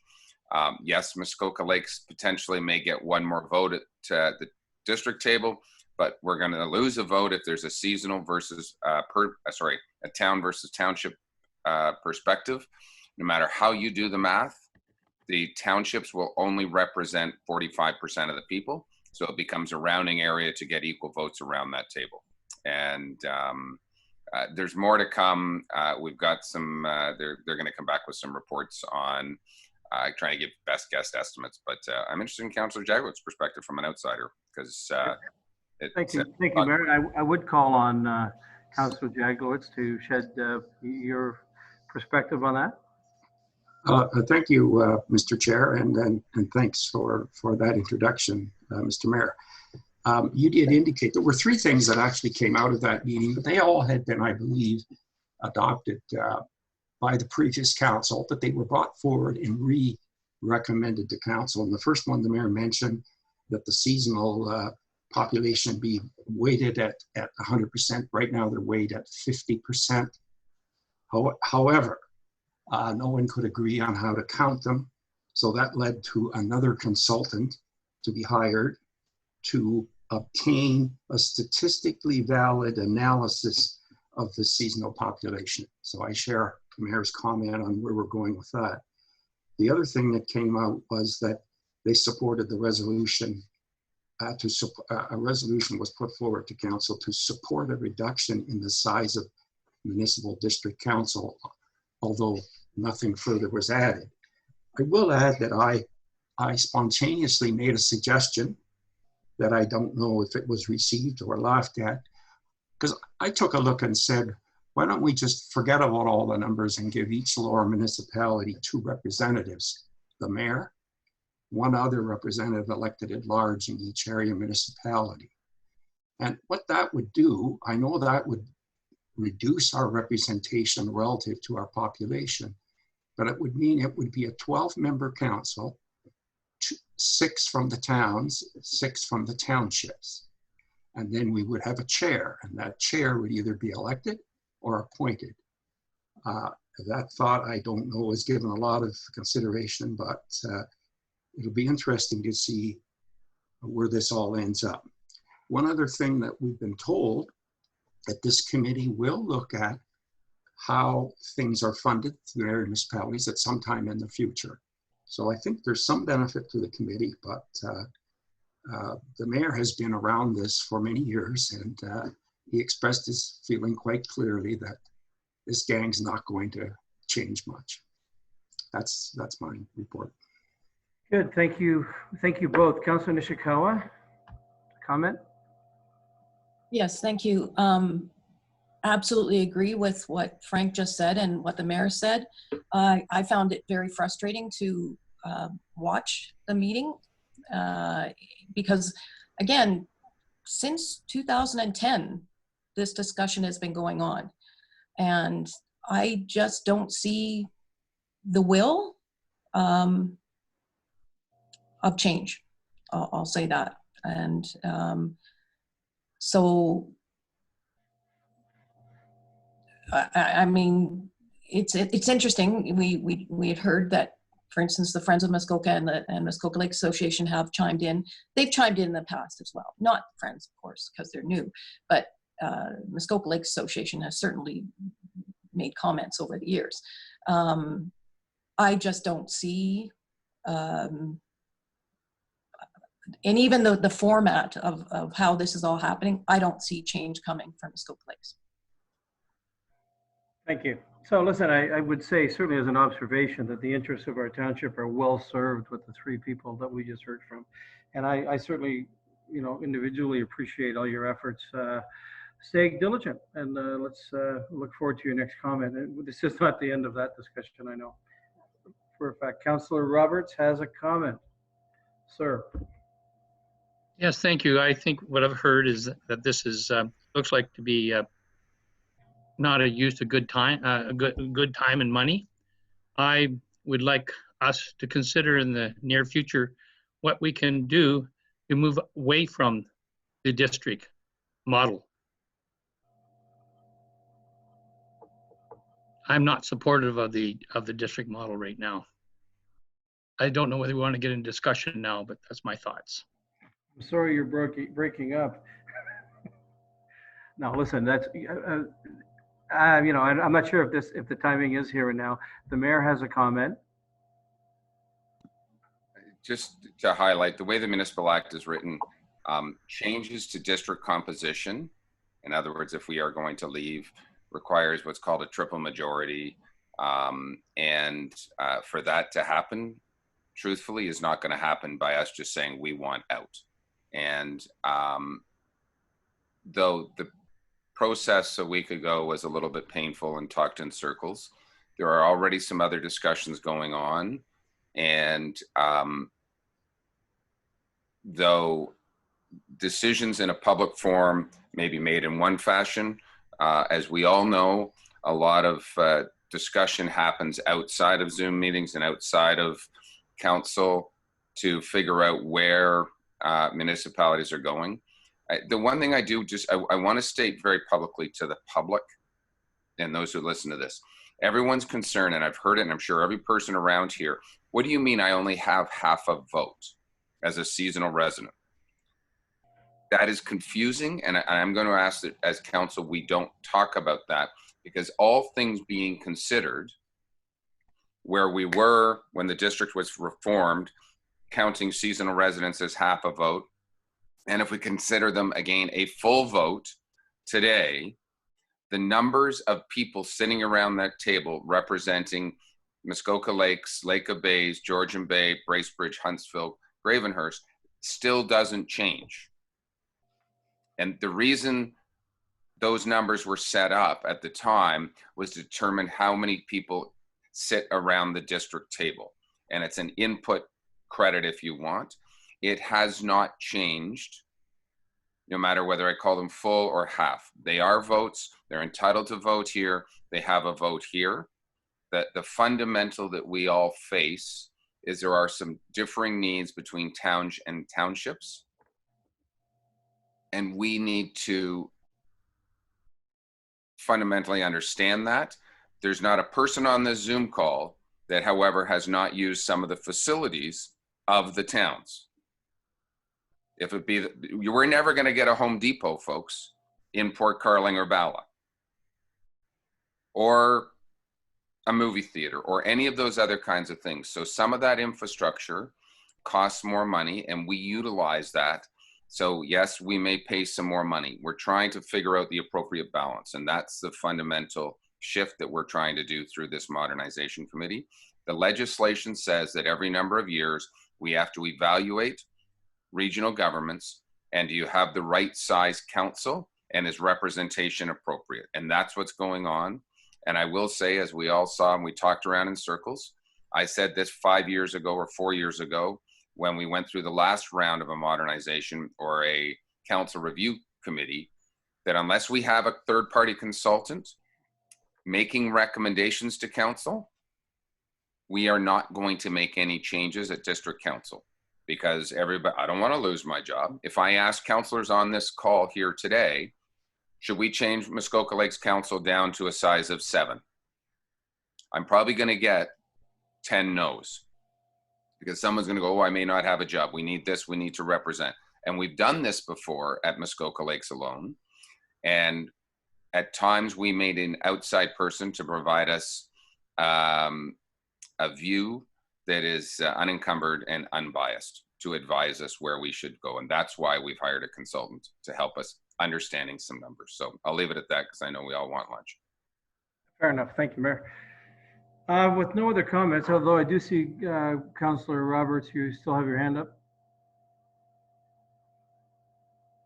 It's down. Okay, good. Thank you. Okay, so I'm going to move on then to 10B, which is community events updates. So that's just sort of community members to provide community events updates. If anybody has any comments, feel free to put your hand up and share. Anyone? Pretty quiet out there. Okay. Oh, sorry, Councillor Roberts. I just want to give an update on the tennis court that we have in Milford Bay. It was the responsibility for the tennis court was rightfully transferred to the director of or the township, and I can report that, boy, is it getting used, specifically by the pickleball people. So that was a good move to move it away from the community to the township. Good. Any thoughts? Any other thoughts? Okay, thank you for that. There's a notice of a motion. We need to consider this littering on municipal lands and road allowances. Councillor Hayes and Councillor Roberts are welcomed to introduce this motion. Yep. One of you, go ahead. Yep. Oh, Hayes, yes. Yeah, that was kind of brought to the forefront by the fact that we didn't do our cleanup in April. So there's a lot of garbage out there, and I'm getting a lot of calls saying, how can we stop this? So I suggested that we increase our fines and put in a community service requirement, that if you are caught littering, you may be required to do community service to clean it up. I have since been educated that the fact that all garbage is handled by the district, and that includes unlawful dumping and littering on district roads. However, it may not cover our township roads and our township property. So I would like to request that staff look into that to see if we can find some way to let people know that this is our home, not your garbage can. And that's where the request came from. If Gord has anything to add. Councillor Roberts? Not much more than that, but I for example, what I've witnessed is people dumping trailers, like we're talking campers, at the Milford Bay Community Center, taking all identification off and walking away, and the township stuck with that. So we need to do something. Okay, others, any thoughts on that? Does this, okay, so I've got a motion here that I would read, moved by Councillor Hayes, seconded by Councillor Roberts. Be it resolved that the General Finance Committee recommended Township Council that staff are hereby directed to review and provide council with recommendations to potentially amend and implement township bylaws with respect to littering on municipal lands and road allowances, including set fines and cleanup fees. Any thoughts on that? Okay, good. So I'm going to ask for all those in favor. That's unanimous. Thank you. It's carried.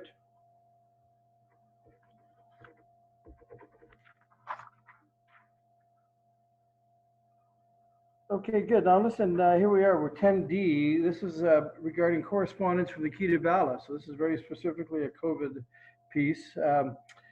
Consideration of a resolution directing staff to prepare necessary documentation for consideration at the next council meeting regarding a letter of request, a contingency plan in a July to September timeframe for an open air event plan. So I'm going to hand this over to our CAO to introduce the correspondence.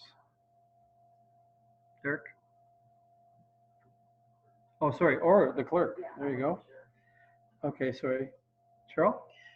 So we received an application. I guess what staff are looking for is whether that council wishes to entertain such a proposal at all, or if they don't, then we don't have to go away and research it. Any kind of approvals would be subject to all of the approvals of the province, and until the province allows gatherings of more than 10, I think it would be a challenge for this kind of event to occur.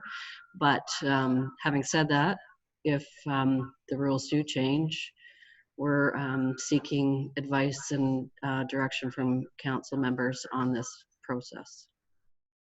Good, thank you. Do we have any comments? Has anyone read the report? Councilman Ishikawa, please. Thank you. The key, we have been doing this for quite some time, actually. Really what the rest is about is the problem allows this to happen. In fact, is suggested the key at permission of the province, but that we would have bylaw base. So essentially, this is the same we had set up twice. We've done this. Municipality closed Bala Falls. And, it's basically put that in place that when this can happen, not waiting for 2 months to give approval closing that Bala's Road. Essentially, most work has been done in the past. Again, would provide anything additional that isn't available. But we've done this. It's again just trying to help this business when they go and not being up by its records that they will know the space within the itself, which is why the road was up. And it mostly just this forward so that this can happen, and he knows to get permission from the province. That we are holding this because of our.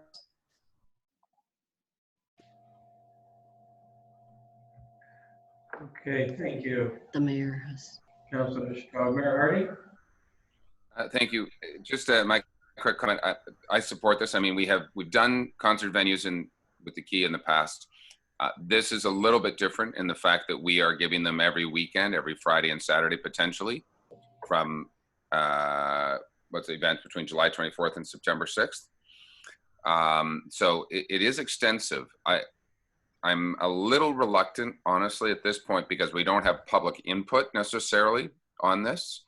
So I'm going to look more to our Ward A councillors as ears and feet on the ground, so to speak, because every time we close a road, and it's particular, this is going to be an outdoor concert with noise. You know, we know they have to close the doors of the Key at 11 o'clock from a noise perspective, but this is going to allow every evening in the summertime up till 12:30 outdoor emission of sound. And I support getting businesses back open, but I just want to make sure we're clear and we realize what we can potentially be doing to the residents of Bylaw. So I'm going to look to my Ward A councillors in particular, if anybody wants to chime in support or not, and follow. Okay, Councilor Nishikawa, follow up? Certainly, I would hope that the time frame now, whenever, like, basically, the community is the in many ways. I to the local businesses in the area don't feel impact. I do, though. We can that closing. If you, for instance, the bands don't come at 11 o'clock, as historically the key has. We've seen some of us into other venues where Joe starts or ends earlier, and we could put in place. As I said, it's something that's very long in the area, and we have to recognize the importance to the ballot. Okay, thank you. So as we've been invited by the mayor for Ward A, I wonder, Councillor Hayes, if you'd have a thought, a comment, observation, or I hope my internet is so that you can hear me a little bit better than Ruth, because I was having trouble hearing Ruth. I wouldn't be in support of this the way that it's written right now. I would like them to quit at 11 o'clock, because just because the band quits at 11 doesn't mean the noise quits at 11. In blocking off the parking area and restricting traffic, you're funneling everybody down to the other road, and there's no left turn there. So we would have to address that. And they're also asking that the parking spots be restricted after 4 o'clock so that they can put their fencing up. How is this going to affect the businesses in the area? Because there isn't a lot of parking available, and then to take some of it away, it's going to be a little bit more difficult. Also, if I'm coming up to my cottage for Friday and Saturday, if I know one Friday and Saturday there's going to be a big hoopla, I can live with that. If I know that every weekend that I come up to my cottage there's going to be a party right outside my door, I might get a little testy. So the way that it's written right now, I would like some modifications made to it. I would certainly like to encourage the key to keep thinking of ways that we could make this happen. Maybe an afternoon concert, that wouldn't be. okay, thank you. Again, we lost you just near the end there. I might say as well, Ward A representative, surprisingly enough, in a discussion with the key to Bylaw last night, it surprised me to find that in fact there could be more people outside than inside, which I thought was a surprising statistic. I would suggest that what we need to look at this is it's the elephant one bite at a time thing, where this event can't even possibly be contemplated today because 10 people can get together and that's it. I think, though, in the spirit of working with business, and we've had a lot of that discussion today, certainly we'll hear a lot about it tomorrow at council. My thought would be to embrace the wording as it is, because in fact, we are not going to be approving anything today other than asking staff to, and I think to Councilor Nishikawa's earlier point, that we have most of this in the can anyway as a township. We've had sort of special events. I'm a little worried about Friday night and Saturday night and Sunday night on a long weekend. I think there do need to be limitations. Perhaps there might only be it's a Saturday night. It's on a weekend. So I think from that perspective, I think that we should have staff move ahead because when this happens, and Doug, Alberta's open. When next Thursday afternoon at 2 o'clock, all of a sudden 700 people can get together for this kind of an event, then we aren't in a state of preparation. This is going to happen. We will at some point in time see these kinds of events happening at some point in time. I'm not saying when, I wouldn't know. Cranberry Festival has told us news at 11. Well, let's just wait and see. So I guess I'm talking about a level of preparation. As long as it's not too onerous a task for the township staff, I would suggest that we would embrace the idea and let this come to our council next month as a report. And then we can decide on it then. We can put all the parameters around it. We can create some fences, build some more stops in it, if you will. So that would be my thought. Others? Okay, Councillor Edwards.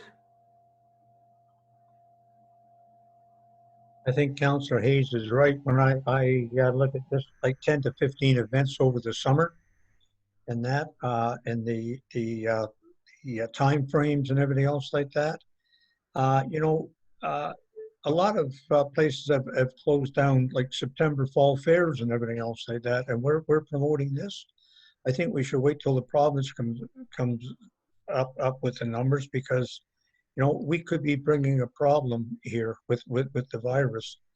Just heard on the news this morning, somebody went to a house party and 15 people are now sick. So, you know, I think it's a little early, and we can ask staff about it. But you know, I don't think 10 or 15 events over the summer. The way it's written, I wouldn't support it this time.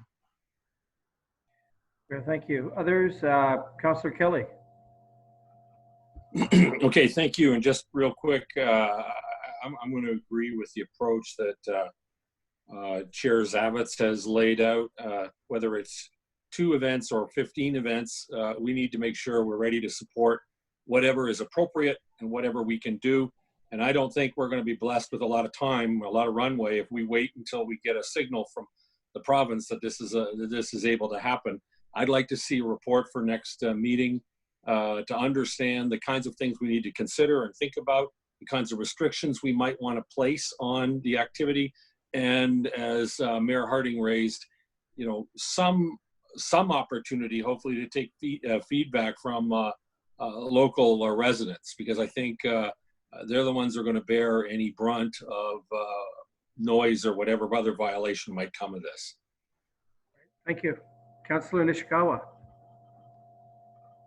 I have to point out, the rest of Councillor and I are regularly in communication with the business in Bala and the residents, whether or not there's a lot of issues that are being, but we are out, we get, and for instance, I told 2 other businesses that are on Bala Falls Road that we affected. One of them is thrilled. The other one actually doesn't have any concerns at all. So the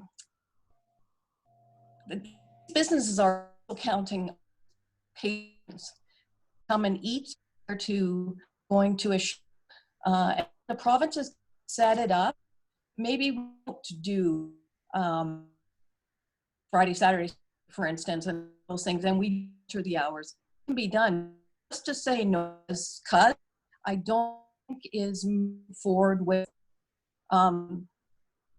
the issues in our ward. Historic, the key a driver in ward, and to just say, well, just waiting is not appropriate. But rest assured that we are literally communicating with our residents in ward. Okay, thank you, Councillor. I wonder, Councillor Kelly, do you have a supplemental?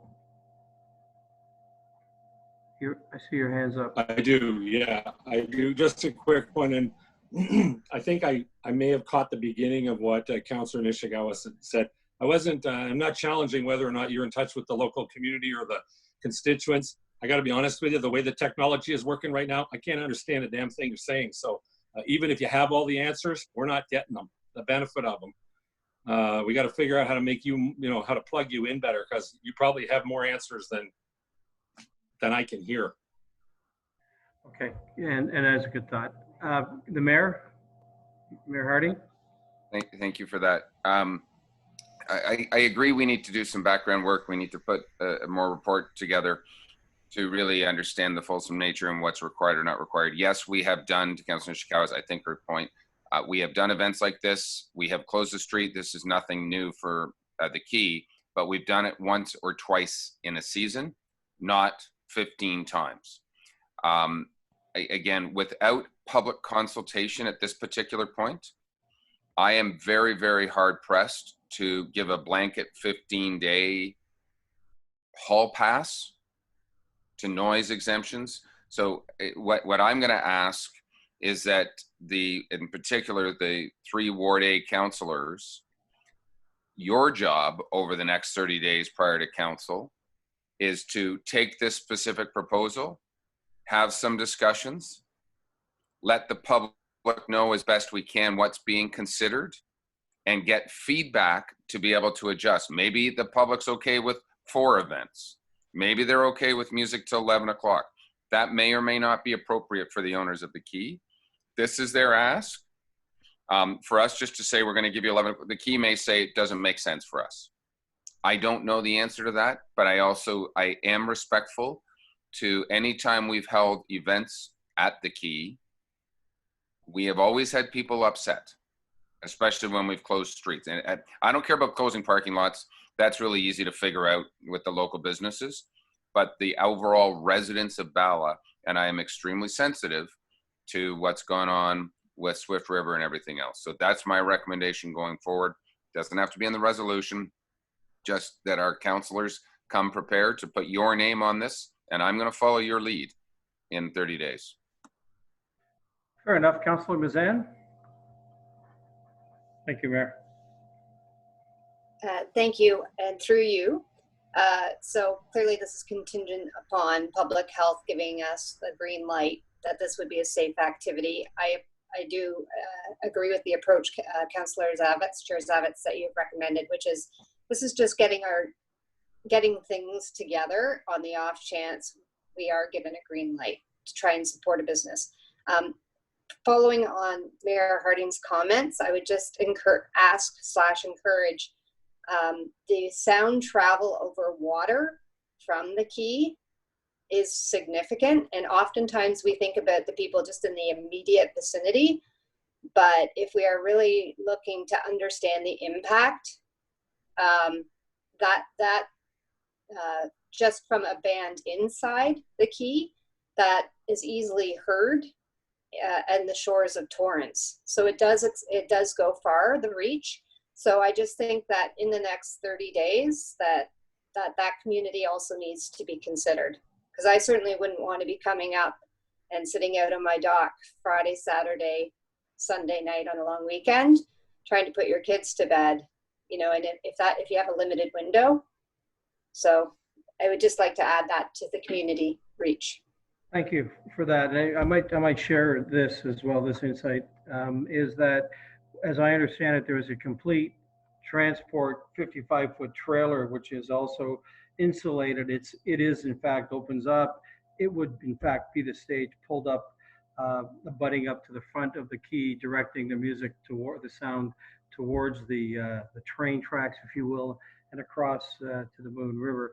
So, but it would put the music outside. There's no question about it. So, I mean, I as a councillor am certainly ready to embrace the next 30 days and interfacing with the public, the local public, if Ruth and certainly Donelda might be willing to take up that torch as well. This resolution that I would read, if I were to read it, is simply to consider. It's to prepare necessary documentation for consideration at the next council meeting. So not necessarily, you know, we can hang 43 more things on the branches and make it taller, bigger, wider, make it suit.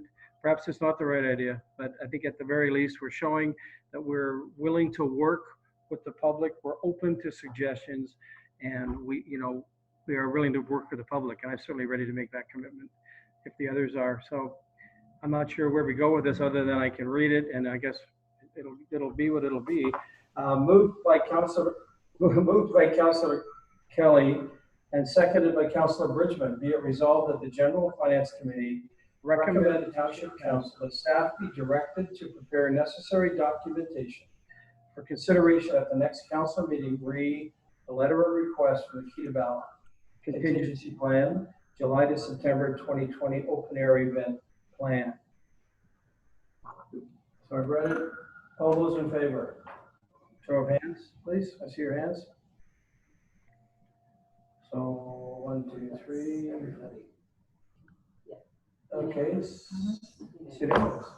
Good. Thank you very much. It's carried. Mr. Chair. Mr. Chair. I'm going to ask that. Sorry. Go ahead, Chair. Thanks, Mr. Chair.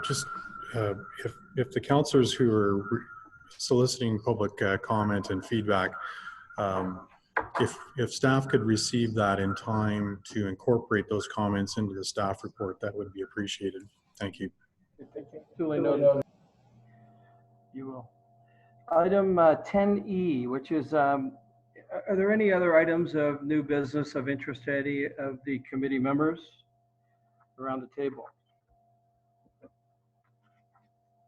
Oh, okay, Councilor Bridgman, go ahead. Okay, I thank you, Chair. I hope I'll stay online. This has been really frustrating. I think I'll be in the parking lot tomorrow during the meeting, just so I can get the Wi-Fi. I don't know if this is the appropriate time or not, but I from our budget meetings, we said we wanted to set up a policy for next year and a policy committee in terms of establishing our budget. And I believe that Councillor Jaglowitz would be a great chair for that. I think that's sort of what we talked about. I don't want to lose sight of that because we're having to set up our new budget fairly quickly. So would it be appropriate to get the motion in place to establish that, et cetera, for our next meeting? Chair or the CAO has a comment. Thank you. Thanks, Mr. Chair. I think that there should be a staff report on the proposed budget policy coming forward. We need to wait for Mr. Donaldson to take the reins on Monday and give him enough time to come back with recommendations on going forward on the proposed policy. So if I could ask Councillor Bridgman for her indulgence with respect to that bit of a time frame delay, staff would appreciate it. Good, thank you, CEO. Councillor Bridgman, does that answer your question, or does that make you, or would you like to proceed? No, that's, thank you, through you, Chair. Thank you. I just wanted to make sure we didn't lose it. So that's fine. As long as it comes back to us in a reasonable time, that's great. Thank you. Good, thank you, Councillor Bridgman. So the Chair, the CEO has another comment. Thanks again, Mr. Chair. Just further to Councillor Bridgman's comments,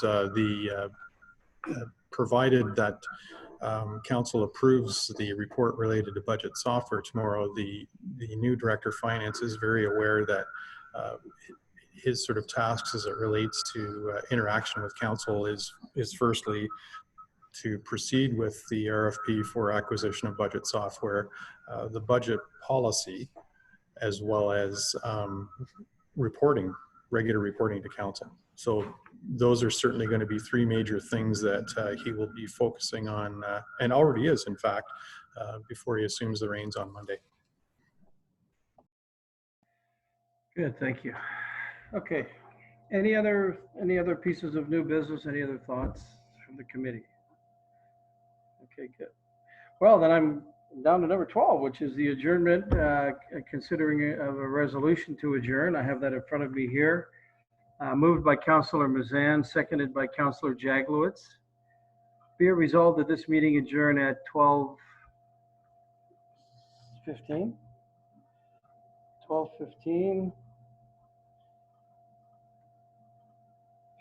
p.m. and the next regular meeting of the General Finance Committee will be held on July 15th, 2020 at 9 a.m.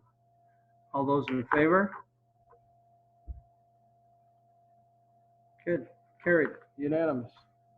Thank you all.